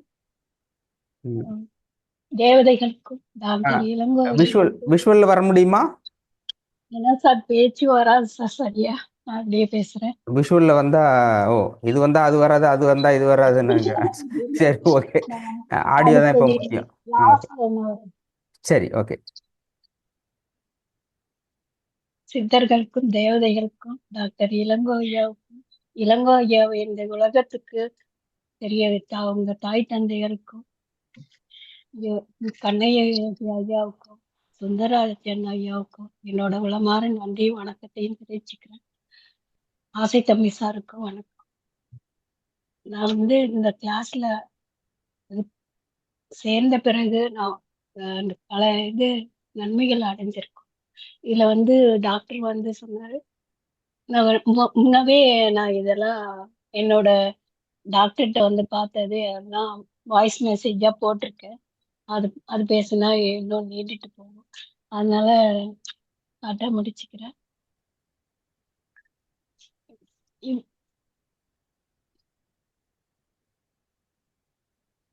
சேரிட்டி பண்ணணும்னு சொன்னாங்க சாரு. அதை இப்ப செஞ்சிட்டு இருக்கேன். காலையில எழுந்துக்கிறது, குளிக்கிறது எல்லாமே கரெக்டா நடந்துட்டு இருக்குது. அதுக்கு விளக்கி என் பொண்ணுக்கு ஃபர்ஸ்ட் சொல்றது, என் பொண்ணுக்கு மறுபிறவி கொடுத்திருக்காரு டாக்டர். அதுக்கு என்னோட உளமார்ந்த நன்றியும் வணக்கத்தையும் தெரிவிச்சுக்கிறேன். என் பொண்ணுக்கு உடம்பு சரியில்லைன்னா நான் படுத்துருவேன். அடுத்தது எனக்கு செஞ்சு வழி வந்துடும், எனக்கு ட்ரீட்மெண்ட் எடுப்பாங்க. இப்போ கொஞ்சம் அவ தேறி வந்த பிறகு எனக்கு ரொம்ப சந்தோஷமா இருக்கு. அந்த நன்றியும் வணக்கத்தையும் கடைசி உயிர் உள்ள வரைக்கும் மறக்க மாட்டேன். என் குடும்பத்துல எல்லாருமே டாக்டர் பின்பற்றாங்க, டாக்டர் வழிய. இந்த சேரிட்டி பண்றது கொஞ்சம் கொஞ்சம் தான் நான் பண்ணிட்டு இருக்கிறேன். என்ன செய்யணும் தெரியல. அதோட மன்னிப்பு கொடுக்கணும், மன்னிப்பு கொடுக்கணும், மன்னிக்கணும்னு சொல்லியிருந்தாங்க டாக்டர். அது நான் இப்ப மன்னிப்பு கொடுக்கறது ஒரு பிரம்மாஸ்திரம்னே நினைப்பேன். நிறைய பேர் எனக்கு சொந்தக்காரவங்க எல்லாம் கொஞ்சம் நான் கொஞ்சம் திமிர் பிடிச்சவனே சொல்லலாம். யாராவது ஏதாவது சொல்லிட்டா திரும்பி பார்க்க மாட்டா, அந்த வீட்டுக்கு போக மாட்டா, பேச மாட்டா. இன்னொரு தடவை சொல்லுங்க. திமிர் பிடிச்சவன். அதுக்கப்புறம் அந்த பக்கம் திரும்பியே பார்க்க மாட்டேன். இப்போ மனசார மன்னிப்பு கேட்கிற அவங்களும் நம்மளுக்கு ஒரு நல்ல ஒவ்வொரு விதத்துல நல்லது செஞ்சிருக்காங்கன்னு சொல்லி மன்னிப்பு கேட்பேன். அப்ப அழுக வரும் எனக்கு, அழுதுருவேன். இப்போ எல்லாருமே நல்லா பேசுறாங்க, எல்லாரும் நல்லா பழகுறாங்க. அதை எனக்கு உணர முடியுது. அதுக்கு அடுத்தது எங்க வீட்டு குடும்பத்திலயே அது சொல்லக்கூடாது, இப்ப இந்த மறைமுகமா சொல்றேன். எங்க குடும்பத்துல சொந்தக்காரவங்க அவங்க அவங்க கணவன் மனைவியே பிரிச்சுட்டாங்க. அவங்களோட குணம் என்னன்னா, ஒரு ஜட்ஜ்மெண்ட முடிவு பண்ணிட்டு தான் ஆர்கியூமெண்ட்டுக்கே வருவாங்க. அப்படி வந்து பையன்கிட்ட சொல்லி பொண்ணை பத்தி ஏதோ சொல்லி அவங்களுக்குள்ள சண்டை வந்து பிரிஞ்சிட்டாங்க. பிரியிற நிலையில இருந்தாங்க. அவங்கள்ட்ட நான் என் மன்னிப்பு மன்னிப்பு கொடுத்துட்டேன். அவங்க மேல தப்பு இருந்தாலும் மன்னிப்பு கொடுத்து அவங்களுக்கு பலமுறை சொல்லி இப்போ வந்து அவங்க கணவன் மனைவி ஒண்ணாயிட்டாங்க. அதுவே எனக்கு ரொம்ப சந்தோஷமா இருக்கு. அது சூரசம்ஹார சமயத்துல வந்து எங்க பெரிய பொண்ணு குடும்பம்லாம் இந்த கிளாஸ்ல அட்டென்ட் பண்ணி பலன் அடைஞ்சிருக்காங்க. ஆனா எங்க சின்ன பொண்ணு வீட்டுல சேர சொன்னேன். அவங்க வந்து நான்வெஜ் பிரியர். அதனாலயே இதுல சேர மாட்டுறாங்க. அதோட தூங்குறாங்க. எனக்கு அது கூட எனக்கு இதுல சேர மாட்டுறாங்களேன்னு ஒரு கவலை இருக்கு. அவங்க வந்து இதுல பலன் அடையலையேன்னு நடிச்சு ம். சூரசம்ஹார சமயத்துல வந்து டாக்டர் சொன்னாரு, எல்லா உங்களுக்கும் இந்த கிளாஸ்ல அட்டன் பண்ணவங்க மட்டும் இல்ல, உங்க உறவினர் எல்லாருக்குமே இந்த எனர்ஜி போயிட்டு இருக்கு அப்படின்னு சொன்னாங்க. ம். எனக்கு ம். நான் அழுதுட்டேன். இவ்வளவு நல்ல எல்லாருக்குமே உதவி செஞ்சுட்டு டாக்டர் படிச்சுட்டு ஒருத்தர் சித்தராகிறாங்க. அவங்க வந்து சம்பாதிக்கணும், சொத்து சேர்க்கணும், அவங்களோட சந்ததியை வளர்க்கணும்னா இது எல்லாருக்காக அவர் வந்து அண்ணன் தண்ணி இல்லாம உட்காந்து ஒவ்வொரு நாளும் நாள் கணக்குல உட்காந்து நம்மளுக்கு நல்லது செஞ்சுக்கிட்டு இருக்காங்களே, அவங்க நல்லா இருக்கணும்னு நினைச்சிட்டு ஒவ்வொரு நாளும் வேண்டிப்பேன். இப்போ வந்து அவங்கவுங்க கால்ல விழுந்து வணங்கணும்னு சொல்லியிருக்காரு டாக்டர். அப்போ வந்து நானும் அதை செஞ்சிட்டு இருக்கேன். நிறைய நிறைய செய்யறேன், எனக்கு சொல்ல வர மாட்டேங்குது. சரி, ஓகே. டாக்டர் வந்து ஓகே. நல்லா இது ஓகே. பண்ணிட்டு இருக்கா. மன்னிப்பு கொடுக்கறதும் மன்னிப்பு கேட்கறதும் நல்லா இருக்குது. ஓகே. அது ஓகேம்மா, ஓகே. முக்கியமா வந்து உங்களுக்கு உடல்நிலை சரியில்லை அப்படிங்கும்போது டாக்டர் மெடிசன் கொடுத்துருந்தாங்க, ஹீலிங் கொடுத்துருந்தாங்க. இடையில வந்து மெடிசன் தீர்ந்து போன டயத்துல உங்களுக்கு உடல்நிலை சரியில்லாதப்போ ஹீலிங் கொடுத்துருந்தாங்க. அது எப்படி அப்படிங்கிறத மட்டும் சொல்லிட்டு நிறைவு செய்யலாம். அது வந்து அது சொல்ல முடியாது. அது கிறிஸ்டல் தேவதைன்னு சொல்லுவோம். அது எங்க இருந்தோ ஒருத்தவங்க வந்து நம்மளுக்கு எனர்ஜி கொடுக்குறாங்க. அது நல்லா ஆகுதுன்னா எனக்கு ஆச்சரியம். நல்லாவும் இருக்குது. வந்து மனசால தான் நன்றி சொல்லிக்கிட்டே இருப்பேன் எப்பொழுதும். இப்ப வந்து எனக்கு நல்லா இருக்கிறேன். ஓகே. மருந்து கிடைக்கிறதுக்கு முன்னாடியும் நல்லா தான் இருந்தேன். ஒரு தடவை ஃபர்ஸ்ட் டைம் வரும்போது எனக்கு டாக்டர் சித்தர் எதுவும் தெரியாது. என் பொண்ணு வந்து உங்களை வந்து இவர் ஒரு சித்தர் தெரியுமா அப்படின்னு சொல்லிட்டு உள்ளார டாக்டர் பார்க்க போயிட்டா. நீங்க சித்தரா அப்படின்னா, ஆமா பாரு தலையெல்லாம் ஆரஞ்சு கலரா இருக்கு அப்படின்னு சொல்லிட்டு போயிட்டா. நான் என்ன வந்து உங்க சிவப்பு சித்தர்ன்ட்டாங்களா? கால்ல வந்து விழ நீங்க தகிக்கலமா நான் சாதாரண ஆளுதான். அவருதான் சித்தர் அப்படின்னுங்க. அப்ப டாக்டர் எல்லாம் விட்டுட்டேன். இந்த பொண்ணு நம்மளை ஏமாத்தி அவரு வந்து நம்ம கால்ல விழ வந்துட்டாருன்னுட்டு எனக்கு கொஞ்சம் மனசு வருத்தமா இருந்தது. உள்ளார போய் டாக்டர் சித்தர்னே நினைக்கல. நான் வந்து அங்க வந்து சேட்டை பண்ணிட்டு தான் இருந்தேன். எப்படின்னா டாக்டர் வந்து பாக்குறாரு, அவர் பாட்டு போயிடுறாரு. பார்த்து அனுப்பிவிட வேண்டியதானே அப்படின்னு நினைச்சிட்டு உட்காந்துருக்கேன் மனசுக்குள்ள நினைச்சிட்டு. அதுக்கடுத்த டேபிள் மேல வந்து தேன் பாட்டில் இருந்தது. இப்பெல்லாம் எங்க உண்மையான தேன் வருது, எல்லாமே சர்க்கரை கலந்த தேனா தான் இருக்கு அப்படின்னு சொல்லிட்டு மனசுக்குள்ள அது நீங்க கொடுக்குறீங்கன்னு இல்ல, இப்ப வர தேன்லாம் இப்படிதான் இருக்கு அப்படின்னு நினைச்சிட்டு உட்காந்துருக்கேன். டாக்டர் மருந்து கொடுக்கும்போது சொல்றாரு, இது வந்து நான் உடனே கொடுத்துருப்பேன் மருந்து. அதுக்குன்னு ஒரு நேரம் ஏதோ ஒரு நல்ல நேரம் சொன்னாரு. அந்த நேரத்துல கொடுத்தா உங்களுக்கு உடம்பு குணம் ஆகும் அப்படின்னு சொன்னாரு. அதுக்கடுத்து தேன் பாட்டிலுக்கு வந்தாரு. தேன் பாட்டில் வந்து வேற எங்கேருந்தோ வரவழைக்கப்படுது, இது நல்ல தேனுமா அப்படின்னாரு. அது எனக்கு ஆச்சரியமா இருந்தது. நம்ம மனசுக்குள்ள நினைச்சது இவரு எப்படி தெரியுது அப்படின்னுட்டு. Okay, okay. அது எனக்கு இப்போ கால்ல விழுறோம். கால்ல விழுறது கூட இது நல்லாதான் இருக்குது. நான் அதுக்கு முன்னாடியே நம்ம உடம்புல வந்து எல்லா தெய்வங்களும் இருக்குன்னு சொல்லுவாங்க. ஒரு பெண்ணோட உடம்பு தான், பெண்ணோட உடம்பு ஸ்ட்ரக்சர் தான் பெருமாள் கோயில். ஓகே. சிவனோட உடம்பு வந்து ம். ஆணோட இதோட ம் ஸ்ட்ரக்சரை அப்படின்னு அமைப்பு சொல்லுவாங்க.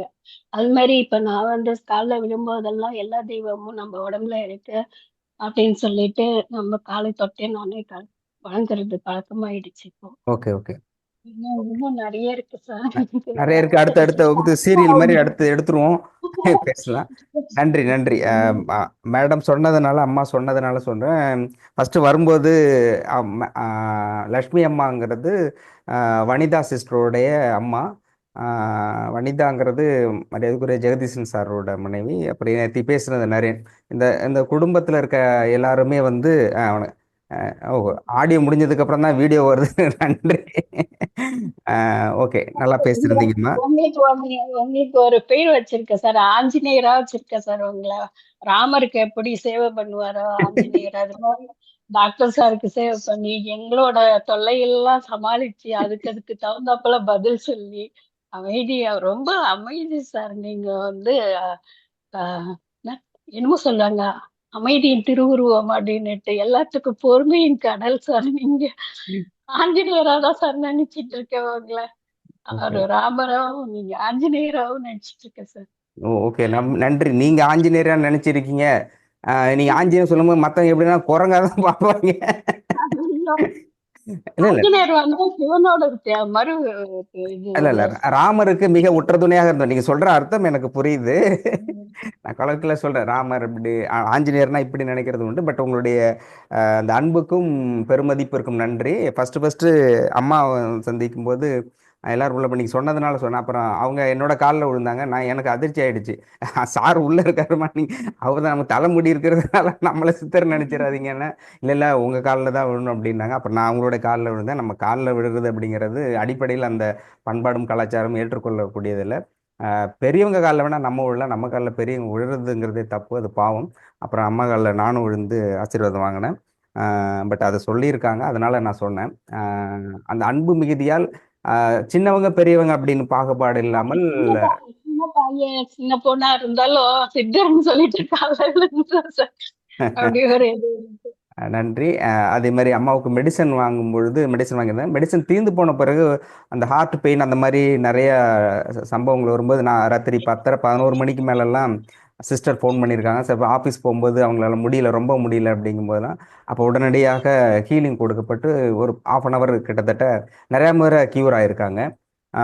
ஸோ இது திடீர்னு அந்த ஃபேமிலியில் இருக்கிறவங்க உடனே டாக்டர் பார்த்தோம், அது வந்து நம்ம சரி டாக்டர் கூட ட்ராவல் பண்ணலாம் அப்படிங்கிறது கிடையாது. ஒவ்வொருத்தருக்கும் அவர்களுடைய தனிப்பட்ட முறையில் அனுபவம் இருக்கு. ஒரு முடியல அப்படிங்கிற விஷயத்த அது ரியலைஸ் பண்ணி அதன் பிறகு அனுபவம் இருந்தது. அதனால தான் அவங்களால எல்லாருமே ஒரு ஃபேமிலியாக ட்ராவல் பண்ண முடியுது. அம்மாவாக இருந்தும் வனிதா மேடமாக இருக்கட்டும், சிஸ்டராக இருக்கட்டும், ஜெகதீசன் சார் இருக்கட்டும், அவருடைய பையனா அவங்க தனிப்பட்ட முறையில் அவங்க ரியலைஸ் பண்ணுறாங்க இது கிடைக்கல, இது முடியல அப்படிங்கும்போது அதுலேருந்து டாக்டர்கிட்டேருந்து ஹீலிங்கோ மற்ற விஷயங்களோ மருந்துகளோ கொடுக்கப்பட்டு முழுமையாக குணப்படுத்தப்பட்டு அதுலேருந்து ரெக்கவர் ஆகி அடுத்த கட்டத்துக்கு ட்ராவல் பண்ணும்பொழுது அதனால தான் ஒட்டுமொத்தமே அவர்கள் இப்போ மேடம் சொல்ல மாதிரி உண்மையில் இறை தூதர் தான் அவர், எங்கள் குடும்பத்தை வந்து சேவ் பண்ணவர், எங்கள் பொண்ணை காப்பாற்றி கொடுத்தவர் அப்படிங்கிற அவங்க சொல்கிற எல்லா கருத்துக்கும் எல்லாருடைய இந்த சொல்லுக்கும் முழுமையான உதாரணமாகவும் அதுக்கு சரியான ஆப்டான பர்சனாகவும் டாக்டர் இருந்திருக்காரு அப்படிங்கிறத தெரிவித்துக் கொள்கின்றேன். உங்களுடைய மனம் திறந்த அந்த கருத்துக்கு நன்றி மேடம். விஜயா மேடமா, விஜயா யாராவது இன்றைய வகுப்பு இந்த ஷேரிங் எக்ஸ்பீரியன்ஸ் ஷேருங்கிறது ரிவ்யூங்கிறது இன்றைய வகுப்போட நிறைவு செய்யப்படுகிறது. நாளைக்கு டாக்டர் நாளையிலேருந்து ஆஸ் யூஷுவல் வகுப்பு தொடரும். யாராவது பேசுறதா இருந்தால் ஷார்ட் அண்ட் ஸ்வீட்டா சொல்லலாம். விஜயா மேடமா? வணக்கம் ஐயா. ஆமாங்க ஐயா. சொல்லுங்க மேடம், சொல்லுங்க. டாக்டருக்கும் கோடன நன்றிகள் ஐயா. நான் ரொம்ப நாள் அந்த குழுல இருந்தேன். பட் ஆனால் என்னால் வகுப்புல தொடர்ந்து பயணிக்க முடியல. என்னோட கர்மாவா என்னன்னு தெரியல. எல்லாரும் சொன்ன மாதிரி பட் யவனப்பிரியா அவங்க மூலமா தான் உள்ள வந்தேன். ஆரா அண்ணா மூலமா யவனப்பிரியா மூலமா நான் உள்ள வந்தேன். நாங்க 2 பேருமே பைனியர் காலேஜ்ல கொலீகா ஒர்க் பண்ணிட்டு இருந்தோம். கோயம்புத்தூர் நீங்க கோவை தானே? ஆமாங்க ஐயா. காலேஜ்ல ஒர்க் பண்ணிட்டு இருந்தேன். போன 31 என்ன டெர்மினேட் பண்ணிட்டாங்க. என்ன ரீசன் எனக்கு இந்த நிமிஷம் வரைக்கும் அவங்களும் சொல்லல. நானே கேட்டு விட்டுட்டேன். இப்போ அட் ப்ரெசென்ட் வீட்டில் தான் இருக்கேன். எனக்கு வந்து பார்த்தீங்கன்னா மெயினாக சொல்ல வந்ததுக்கு ரீசன் ரொம்ப முடியலன்னு சொல்லிட்டு ஐயாவுக்கு வாய்ஸ் மெசேஜ் போட்டிருந்தேன். கெண்ட நரம்புல இருந்து கை கால் நரம்பு வரைக்கும் எதுவுமே ஃபங்க்ஷன் பண்ண முடியலங்கய்யா, ரொம்ப பெயின் ஜாஸ்தியாக இருக்குது அப்படின்னு சொன்னேன். ஹீலிங் கொடுக்குறவங்க கண்டிப்பாக சரியாயிருங்கம்மா அப்படின்னு சொல்லியிருந்தீங்க. சொன்ன ஒரு 1/2 மணி நேரத்திலேயே என்னோட வலி வந்து நிவாரணம் கிடைச்சதுங்கய்யா. கோடான கோடி நன்றி. அந்த இதை ஷேர் பண்ணுறதுக்காக இப்போ கூப்பிட்டேங்கய்யா. ரொம்ப நன்றிங்கய்யா. நன்றிம்மா, இன்னும் அந்த நன்றி. ப்ரெசன்ட் ஸ்டில் பெயின் இருக்கு, பட் ஆனால் நிறைய ரெடியூஸ் ஆயிருக்குங்கய்யா. முதல்ல இருந்து அனுபவிச்ச வலிக்கு இப்போ என்னோட வலிகளெல்லாம் ரொம்பவே குறைஞ்சிருக்கு. குறைஞ்சிருக்கு. உச்சி முதல் ஆமாங்கய்யா, உச்சி முதல் பாதம் வரை வந்து பார்த்தீங்கன்னா எனக்கு வலி இல்லாத இடங்களே இல்லைங்க. கண்ணு, தலை, ஒரு பாட் கூட பாக்கி இல்லாத எல்லா பக்கமும் வலி இருந்தது. இப்போ எனக்கு நீங்கள் ஹீலிங் கொடுத்ததுக்கு அப்புறம் நிறைய வலி குறைஞ்சிருக்குது. ஆனால் இது ஸ்டில் எனக்கு இப்போ பார்த்தீங்கன்னா ரொம்ப நேரம் நிற்க முடியறது இல்லை. Back pains, low back pain ரொம்ப சிவியராக தான் இருக்குது. பட் ஆனாலும் குறைஞ்சிருக்குங்க ஐயா. கோடான கோடி நன்றி உங்களுக்கும், டாக்டர் ஐயாவுக்கும், சித்தர் ஐயா உங்களுக்கும், குழுவில் என்னோட பயணித்து எனக்காக ப்ரேயர் பண்ண அனைவருக்கும் கோடான கோடி நன்றிங்க ஐயா. நன்றிம்மா, நன்றி நன்றி நன்றி நன்றி நன்றி. வேற யாராவது சுருக்கமா பதிவு பண்ண விரும்பினால் சொல்லலாம். வணக்கம் ஐயா, நான் குணசீலன் திருச்சியில இருந்து. வணக்கம் வணக்கம் சார், வணக்கம். எங்க மேடம் இல்லையா? இருக்காங்க மகேஸ்வரி அம்மா. மேடம் இல்லாம ஐயா பேச்சே வராது. இன்னைக்குதான் அந்த ஜூம் மீட்டிங் கிடைச்சிச்சுயா. ரொம்ப இன்னைக்குதான் இது பண்ணோம். நன்றி. ஆமா அவ்வளவுதான். ஒண்ணும் இல்லைங்க, இது மனஸ்பிரிசியா மேடம் வந்தாலே உங்களுக்கு பேச்சே வர மாட்டேங்குது. மேடம் நீங்க வணக்கம். நீங்க இருந்தீங்கன்னா சாருக்கு பேச்சே வர மாட்டேங்குது. ரொம்ப நீங்க இவ்வளவு இது பண்ணும்போது உங்களை தொந்தரவு பண்ணக்கூடாதுன்னு நான் நினைக்கிறேன். வேற பணி வந்து சிறப்பா இருக்கணும்ட்டு எங்களுக்கு ஒரு இதுதான் ஐயா. நன்றி. டிஸ்டர்ப் பண்ண நன்றி நன்றி. சரிம்மா, நன்றி. ஏதாவது சொல்லணுமா? வேற ஒண்ணும் சொல்றது இல்லைங்க ஐயா. இதுக்கு பேசுனது பார்த்தது ரொம்ப சந்தோஷங்க ஐயா. ஓகே, நன்றி நன்றி நன்றி மேடம். திருச்சியிலிருந்து பேசுறாங்க. அவங்களுடைய கோரிக்கையா ஏற்கனவே தன்னுடைய மகளுக்கு திருமணம் நடக்கிறதுக்கும், நல்ல முறையில் மகளுக்கும் அவங்களுடைய மகனுக்கும் வேலை கிடைக்கணும். அப்புறம் உங்களுடைய அந்த ஹெல்த் இஷ்யூ பத்தி சொல்லியிருக்கிறோமா? அந்த டிபி இருக்கு இல்லையா, டிபி மெடிசன் கொடுத்தது தப்பு. ஆக்சுவலி கொடுத்துருக்கூடாது. அதனால தான் டியூ டு த ஃபேக்ட் உங்களுக்கு காலில் அந்த இது வந்துருக்கு இல்லையா, நான் மேபி சுகர் இருக்குன்னா அது கொடுத்துருக்க கூடாது. ஸோ அது ட்ரீட்மெண்ட் கொடுத்துக்கலாம் டாக்டர் சொல்லியிருக்கிறாங்க. ஸோ நோ ப்ராப்ளம், அது சரி பண்ணிக்கலாம். அதுக்கப்புறம் அந்த ஏத்துவுட் மேட்டரையும் ட்ரை பண்ணி ஸ்டாப் பண்ணிடுவோம். அது சரி ஆயிடுச்சா? Okay okay right. மகளுக்கு திருமணம் விரைவில் நடைபெறும். நிறைவில் நடைபெறும். நன்றி நன்றி நன்றி நன்றி நன்றி நன்றி சார். கண்டிப்பா நடக்கும் நடக்கும், நல்லது நடக்கும் கண்டிப்பா. நன்றி நன்றி. மற்ற வேற யாராவது சொல்வதாக இருந்தால் சொல்லலாம். ஓகே, இல்லைன்னு நினைக்கிறேன். வகுப்பு நிறைவு செய்துக்கலாம். நன்றி. இந்த கடந்த ஒரு வாரமாக முழுமையாக தன்னுடைய கற்றதும் பெற்றதும், நான் வகுப்புல வந்து இதை கற்றுக்கொண்டேன், அதை நடைமுறைப்படுத்தினேன், அது எனக்கு பலன் கிடைச்சிருக்கு அப்படிங்கிறது மனம் திறந்த உங்களுடைய அனைவருக்கும், அதை தெரிவித்த அனைவருக்கும் நன்றி தெரிவிக்கும். இதில் சொல்லப்பட்ட செய்திகள் பெரும்பாலும் இப்போ நான் எடுத்து, ஏன்னா நிறைய விஷயங்கள் சொல்லியிருக்கிறீங்க, அதை சுருக்கமாக எடுக்கணும் அப்படிங்கும் பொழுது இதில் குழுவில் இல்லாத சிலர்கிட்ட அந்த புக் ரிவ்யூ போடுறவங்க அந்த எக்ஸ்பீரியன்ஸ் பர்சன்ட்ட கொடுத்த நாளைக்கு கொடுக்கப்படும். ஒரு நாள் 2 நாளில் கிட்டத்தட்ட எடுத்து அதை ஃபைன் டியூன் பண்ணி அவங்க தான் கொடுப்பாங்க. அவங்க கொடுக்குற செய்தியை தான் நம்ம அதில் புக்கில் போடுறோம். இப்போ நாம் கொடுக்கறதுங்கிறது ஒருத்தர் வந்து 10-20 நிமிஷம் கிட்டத்தட்ட பேசியிருக்காங்கன்னா அது சுருக்கமாக அதோடைய ஹைலைட் பாயிண்ட்டாக மட்டும் எடுக்கணும். ஸோ நம்ம எடுக்கிறத விட அதில் அனுபவம் மிக்கவர்கள் கொடுத்தா சிறப்பாக இருக்குங்கிறதுனால இன்றைக்கு முழுமையாக கொடுக்கப்பட்டு நாளைக்கு அந்த செய்தி வரப்பட்டு நாளைக்கு ஒட்டுமொத்த ரிவ்யூவும் ஹைலைட் பாயிண்ட்டாக யாராக இருந்திருக்கோ அதை நம்ம எடுத்துரும். இதில் சொன்னவங்களுடைய ஃபோட்டோ தனிப்பட்ட முறையில் நிறைய பேர் பேசியிருப்பீங்க, ஏறத்தாழ 50 பேர் கிட்டத்தட்ட மேலே பேசியிருக்கீங்க. உங்களுடைய ஃபோட்டோவும் உங்களுடைய அதில் ஏதாவது பதிவு செய்யணும்னா, சிலர் வந்து டிகிரி முடிச்சு டாக்டரேட் போட்டிருக்காங்க, அது சப்போஸ் எனக்கு தேவைன்னா உங்களுக்கு நான் ஃபோன் பண்ணி கேட்டுக்கிறேன். அப்படி ஏதாவது பேசுகிறவங்க இருந்தீங்கன்னா பர்சனலாக உங்களுடைய ஃபோட்டோ என்னன்னா அந்த புத்தகத்தில் உங்களுடைய புகைப்படத்தோட வரும். கலர்ஃபுல்லாக கொடுக்கணுன்னாலும் எந்த மாதிரி நீங்கள் விரும்புகிறீங்களோ அந்த மாதிரியான ஃபோட்டோ கொடுத்தீங்கன்னா போடப்பட்டு கொடுக்கப்படும் அப்படிங்கிறத அன்போடு தெரிவித்துக் கொள்கின்றேன். எனிவே, இவ்வளவு நீண்ட நெடிய இந்த ஒரு வார கால பயணத்தில் உங்களுடைய அனுபவத்தை பகிர்ந்து கொண்டமைக்கு மனமார்ந்த நன்றியை தெரிவித்துக் கொள்கின்றோம். நாளை முதல் ஐயாவுடைய வகுப்பு தொடரும் என்பதை அன்போடு தெரிவித்துக் கொள்கின்றேன். வகுப்பில் நம்முடைய விளக்கப்பாடலுடன் நிகழ்ச்சி நிறைவு பெறும். நன்றி, வணக்கம்.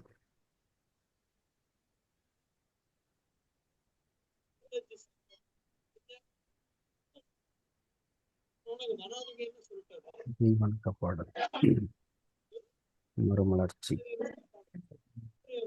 அதான் நின்றுச்சு, ஸ்டக் ஆயிடுச்சு.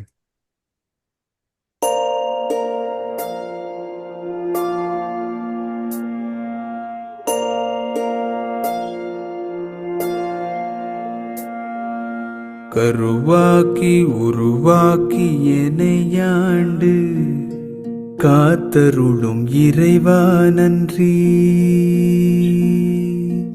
எங்கும்